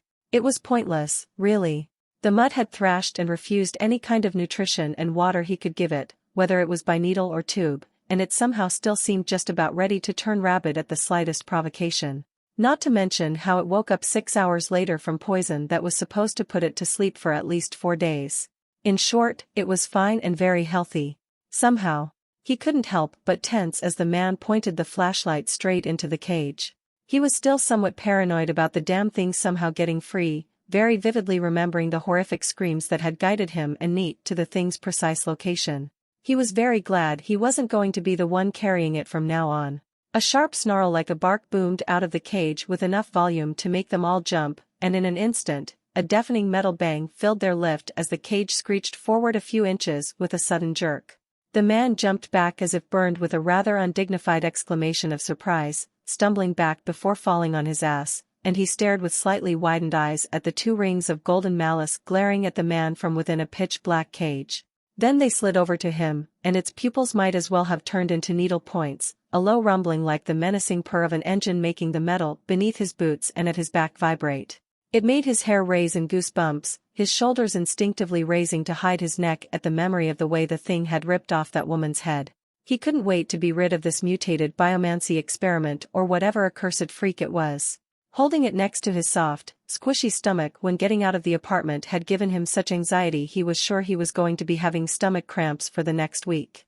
The brown-feathered Corfid woman Pytre had personally sent was the one to grab the blanket and cover the cage back up a mere moment after the growling started, and after another moment of rumbling, the beast seemed to calm down, silence returning to their group once more as the lift continued rattling its way up the great tower's spine. "Well, it's definitely alive," the man awkwardly quipped as he picked himself up off the ground, trying to scrap together some sense of dignity, and returned to his spot along the bars. He tuned out of their idle ribbing and banter as he closed his eyes, leaned back against the bars, and returned to doing his favorite thing. Absolutely nothing. Much as it wanted to stay awake and feel for its surroundings, it was much more interested in escaping, and had thus managed to keep itself asleep for long enough to get to the 7th groove of the key. Unfortunately, the room they'd put it in was just too infuriatingly loud to concentrate. And too tantalizing. Progress had slowed to a crawl. There were so many damn animals in one large room, their cages stacked on top of one another. And it was torture for the wolf, because it wanted to eat every single one of them. It had never seen any of these things before. There were 4-winged birds, there were lizards with wings, small, 6-legged furry animals, a quadrupedal furry thing that meowed incessantly, there were human-sized lizards that had the rough anatomy of a canine, there was even some strange, round creature covered in what felt like rocks, leather, and crystals. There was even some absurdly large moth as big as the wolf's head, that had some kind of artificial environment in its glass tank. It couldn't see any of them due to the blanket still on its cage, but it could damn well feel just how different and varied the life in this room was. Never mind how many new smells were assaulting its sensitive nose with every inhale. It was so hard to tune it all out and focus on the key. The moment it got out, if it was fast enough, it could have a small feast on its hands before cutting a hole through the bricks and getting out of here. Unfortunately, it did not have any faith in its luck, so it decided to plan for the worst-case scenario, which would be that it might only have time to eat 1, maybe 2 things in this room before it had to run. So it would have to pick carefully. It turned off its hearing by dissolving the microscopic hairs in its cochlea in seconds, and squeezed out some adrenaline as it woke up, just to take a quick look. Its right hind paw slammed into the floor in a steady rhythm. The canine-shaped lizard was boring and uninteresting in its design besides the tail. It was long and covered in bony spikes, none of which seemed decorative whatsoever. And judging by the vibrations, it was a fairly complicated setup of little muscles made to flare or flatten the spikes, and a strange configuration of tendons underneath that it couldn't quite understand the purpose of. That thing's tail would be number 1. It turned its attention to the rest of the chaos filling the room. The ball-like thing covered in crystals was by far the most interesting thing, but its cage was more of a thick box of closed metal, and the wolf couldn't find something all that useful for its continued survival on the thing. It kept looking, but finding something useful based on nothing but vibrations was a tall order. Sure, it could eat that screeching beaked bird thing, but it didn't really feel like it needed feathers, and while flying sounded great, it had no idea how it would go about doing such a thing when it was so heavy. How huge would its wings have to be? Would it fit anywhere if it added wings that could actually carry it? And if it messed up, how likely was it to die? Questions like that made it steer away from the flying creatures, instead turning to other quadrupedal creatures. There was a 6-legged thing that had a strange neck and head biology, with 2 giant, curling horns coming out of its head near the eyes. It looked both strong and intimidating. Unfortunately, it was also within a box of metal, and thus cutting into that, and killing it, before eating the head and neck, would take far too long. Then, some strange, small, furry thing, tucked into a large cage and... It was very interesting. It almost looked like a tiny dog, but its tail hair was flat, and its body felt almost like liquid, impossibly flexible. Its nails were somehow embedded into its paws, and as it stretched, the wolf felt them flex outside of its paws, something that would definitely be useful to have for itself. It was the thing that kept making the grating meowing noise. And it was small enough the wolf could easily chow it down in 2 or 3 bites. Its targets decided, it got back to making the key. It was halfway through the 12th groove when it felt a small entourage of humans barge into the massive room, among them the human that had originally captured it. He was hurriedly walking beside a strange fat man who waddled with speed, while the other men and women followed behind. It decided to be optimistic and go back to its key, hoping they were there for another animal. As always, being optimistic meant that it was being wrong, because they were heading straight to it. The fat man said something it couldn't quite pick out, and it saved its progress on the key, fixed its hearing, then filled its veins with a bit of adrenaline, flashing itself awake with a light shiver, its eyes squinting at the yellow light glinting off the wooden floorboards below the blanket and straight into its eyes. The musty smell of 100 different animals within one enclosed room was quite suffocating, now that it had the mental capacity to notice. 2 humans marched forward among the small jungle of cages and enclosures, and put their fingers through the bars, each holding one of the handles, and pulling with speed, dragging the wolf towards the middle of the room, a squarish area clear of cages. It felt like it was a skin-wreathed skeleton again, a little helpless pup that could die at the whim of something stronger at every single moment. Were they talking about which one would get which cut of its body to eat? Besides the regeneration. Its claws. Saw the thing cut straight through a reinforced uniform when it was drowning in that maintenance fill and clawing its way up. Something at the edge of its soul, but just barely beyond, just barely untouchable, flared to life, whispering half-lie into its mind without using words nor pictures, and the wolf only stiffened for a moment before it remembered that it had that useless title. Something about breaking illusions because it saw a higher being. Witness of divinity, whatever divinity meant. It hadn't paid attention to it since it hadn't activated before, ever, until now. It was a little curious, because it didn't get the sense the human was lying from its mere sounds, but from all its sensory options. It felt the half-lie in the vibrations, in the aftershocks of his feet shuffling against the floorboards, in the way he looked as its eyes flicked to him. But it still didn't pay attention to it, because it simply did not care about the humans lying to each other, even if it was a good distraction from the turmoil in its chest. It instead paid attention to another exchange of keys, which were given to the man holding its right leg in place. The man unlocked the metal sphere that had been crushing its right hind paw, and it clicked open, clattering to the floor. It stiffened, struck with the desire to kick at the human's throat just to kill him. "Check with this," the fat man said and tossed some kind of little tin bottle, and the human at its leg caught it. Then he adjusted the wolf's paw, his grip still made of iron, almost tighter than the sphere it replaced, and quickly phased the tin bottle through its nails.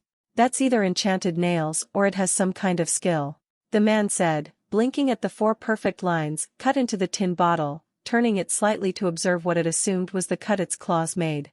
Then it turned the bottle and put it up in the air, almost showing it off. Maybe it should have blunted its nails if they were getting this much attention. And there was also a human sneaking about on the rafters above, which it just noticed. What was going on? The human sounds continued, and it stayed relatively silent, even when the humans rolled it over onto its stomach. Its teeth grit together with enough force to hurt its gums, and it kept both blood rush and maddened frenzy at the edge of its mind, just in case, its eyes flicking momentarily to the dark silhouette nearly gliding across the rafter beams with movements that were nigh unto perfect. For a moment, their eyes met, and the man stiffened, before redoubling his pace. Was this some scavenger or something? Don't see a dick, so it's a female. And it seems more than healthy enough for today's auction. Though we might be cutting it a bit short. Do we clean it up? Yes, usual process. Try not to irritate our canine friend too much. She's got to look good and calm for the showcase. Let's see if I can convince people into thinking she might be awakened, the fat man hummed, and the human at its right paw quickly put the sphere back on. It was turned over onto its chest again, and grabbed once more by the strong human before being shoved face first back into its cage. which was actually good. Now its tail would reach the lock much easier. The door rattled shut behind itself, and it stood still as they locked it back up. The human on the rafters began to slip away, prowling through and under crisscrossing iron rods, vents and shoddy supports, and it carefully felt his path, wondering where he was going. Maybe he knew a way out, if he knew a way in. And he did. He unlatched a metal plate the wolf hadn't noticed could open, lowered himself through it, put his feet against the two walls separating the insulation of the building, sliding down a tight space just between, just wide enough for the human to shuffle through, chest and back rubbing against the metal walls, and it felt his fleeting steps as he climbed up some iron support rods, then aligned himself with a rather shoddy-feeling plate of metal and foam. One that seemed to be connected by nothing except a single loose rusty nail, hanging on via nothing but friction. That was probably how he'd gotten in here. It stopped paying attention as the human began slamming his shoulder into the panel, knowing the fastest path to the outside now, and focused onto the humans surrounding its cage. Unfortunately, after they all broke off and walked away, it didn't get to sleep one more wink, as just a minute later, 4 of them returned, 3 carrying some kind of machine full of water connected to a hose and the 4th holding some strange metal device with a pinched mouth. What followed was rather cleansing, actually, besides the deafening sound both devices made as they blew clean water and hot air all over the wolf's form. It quite enjoyed itself, contrary to what it had expected. It was such a rare feeling, to be clean. Until one of the humans got closer to the cage and started spraying nose-burning chemicals all over it. Not burning because they were genuinely toxic, but because their scent was so intense it felt like it was burning the insides of its nostrils with each breath. If it wasn't for the overwhelmingly powerful scent, it would have smelled wonderful. As it was utterly infuriating. Curse humans and their stupid useless noses. Sneezing for the 20th time in a row, it wondered what the point of all this was, trying to ignore the mounting dread in its stomach and enjoy the sensation of hot air washing over its body and drying its fur. It took a long time, but eventually the humans seemed satisfied with how clean the wolf had gotten, and after tilting its cage around to get rid of some water pooling at the bottom, and blowing hot air at it for another 10 minutes, they slid its cage back among the racks, and the wolf huffed as it settled down to rest and finish its key. It would be out of here soon. It already felt over half of the key having grown on the bottom of its tail tip, next to the venom fang, hidden under bushy fur. Just one more groove and an hour or 2 to grow the bone key, and it was out of here. It noted that it actually kind of liked how puffy its fur felt as it slipped back into Devourer. Dice. Tracer's careless voice growled through the comms tablet without warning, and he held up a hand to the fox-masked man, who gave him an understanding nod, the table between them littered with reports, stray blackthorn cigarettes and a barely comprehensible map of the dungeon from the side, crumpled and faded from where their fingers had rubbed the ink off from use. The smell of cigarette smoke, aged leather and paper had made the atmosphere quite relaxing to him despite the stress, until now. He brought the tablet close to his head, pressed his thumb into the mana sink, and a transparent bubble of undulating, pale gray force sprung into existence around the tablet and his head as he leaned back into the soft couch. Then he used the tablet to hide his mouth, because all these bastards knew how to lip read, and sighed right back into the oversized microphone. "What is it?" "I found it." Tracer breathed out, sounding like he was one step away from falling over and sleeping, and he blinked at empty air for a moment before blowing stray bangs of black hair out of his face, confused at both the unusual tone and his words. "You what?" I said. "I found the fucking thing." Tracer growled, his breaths deep and lethargic for a few pregnant moments, before Dice's eyes widened in understanding. Looks like he wouldn't be needing all these scout teams he'd been planning for. He didn't say anything as he bolted to his feet and almost stormed out of the room, stomping straight towards the only genuinely private room the Fox Den had. She wasn't a caretaker. Still, she did her best. All the black scorched chitin along her arms and fingers was a testament to that. Myrina sighed, dropping her face into her palms, all 4 of them, caressing the harsh plate that made up her forehead, the mask just below. She barely felt it, but it was a far more pleasant sensation to the feeling of the liquids that formed and filled her insides boiling under her exoskeleton every time she'd have to help Hollow move. The soft sizzle of water slowly turned to boiling, to hissing and foaming, and warm, hot steam was siphoned out through a shoddily welded pipe in the ceiling, the beaten-up bathtub just beside her steadily starting to glow orange along the bottom, the soft shades of firelight dancing through the steam acting as the only illumination in the dim room. Besides the 2 little suns that took the place of Hollow's eyes, half-lidded and far away, projecting her wandering gaze like spotlights with every sway of her head. Watching the crescent lights that swayed along the brick wall was at least mildly entertaining. Without looking, her bottom right arm extended behind her stool to reach into the small bin by her side, and pulled the pin on her latest emergency device, feeling hundreds of tiny runes within invert and activate, the mana crystal at its core spewing out all of its power, the way the energy was swiftly entrapped within the runes and slowly began powering them. It was a satisfying feeling. The feeling of something clicking together and working, just as she'd envisioned. With a casual toss, the device was thrown into the spasming, boiling waters of the bathtub, just barely missing Hollow's sternum. It didn't take long for the boiling water to calm down to a shimmering broil, then mere warmth and the faint wisps of steam, the orange bottom of the metal bathtub quickly cooling down. The faint whisper of a word was slurred out from between Hollow's lips, and her eyes flicked to her face from between 3 hands' worth of fingers. It wasn't a pretty sight. But then again, it never was to begin with. It just wasn't so glaringly obvious before. The fact she was so closely tied to her element that she was a mere misstep away, a mere overexertion away from becoming an elemental spirit. A mindless mechanism of the world, consumed by her nature. The scariest part of it all was that Holocaust would probably love nothing more than to surrender herself to just that, were she a little more lucid.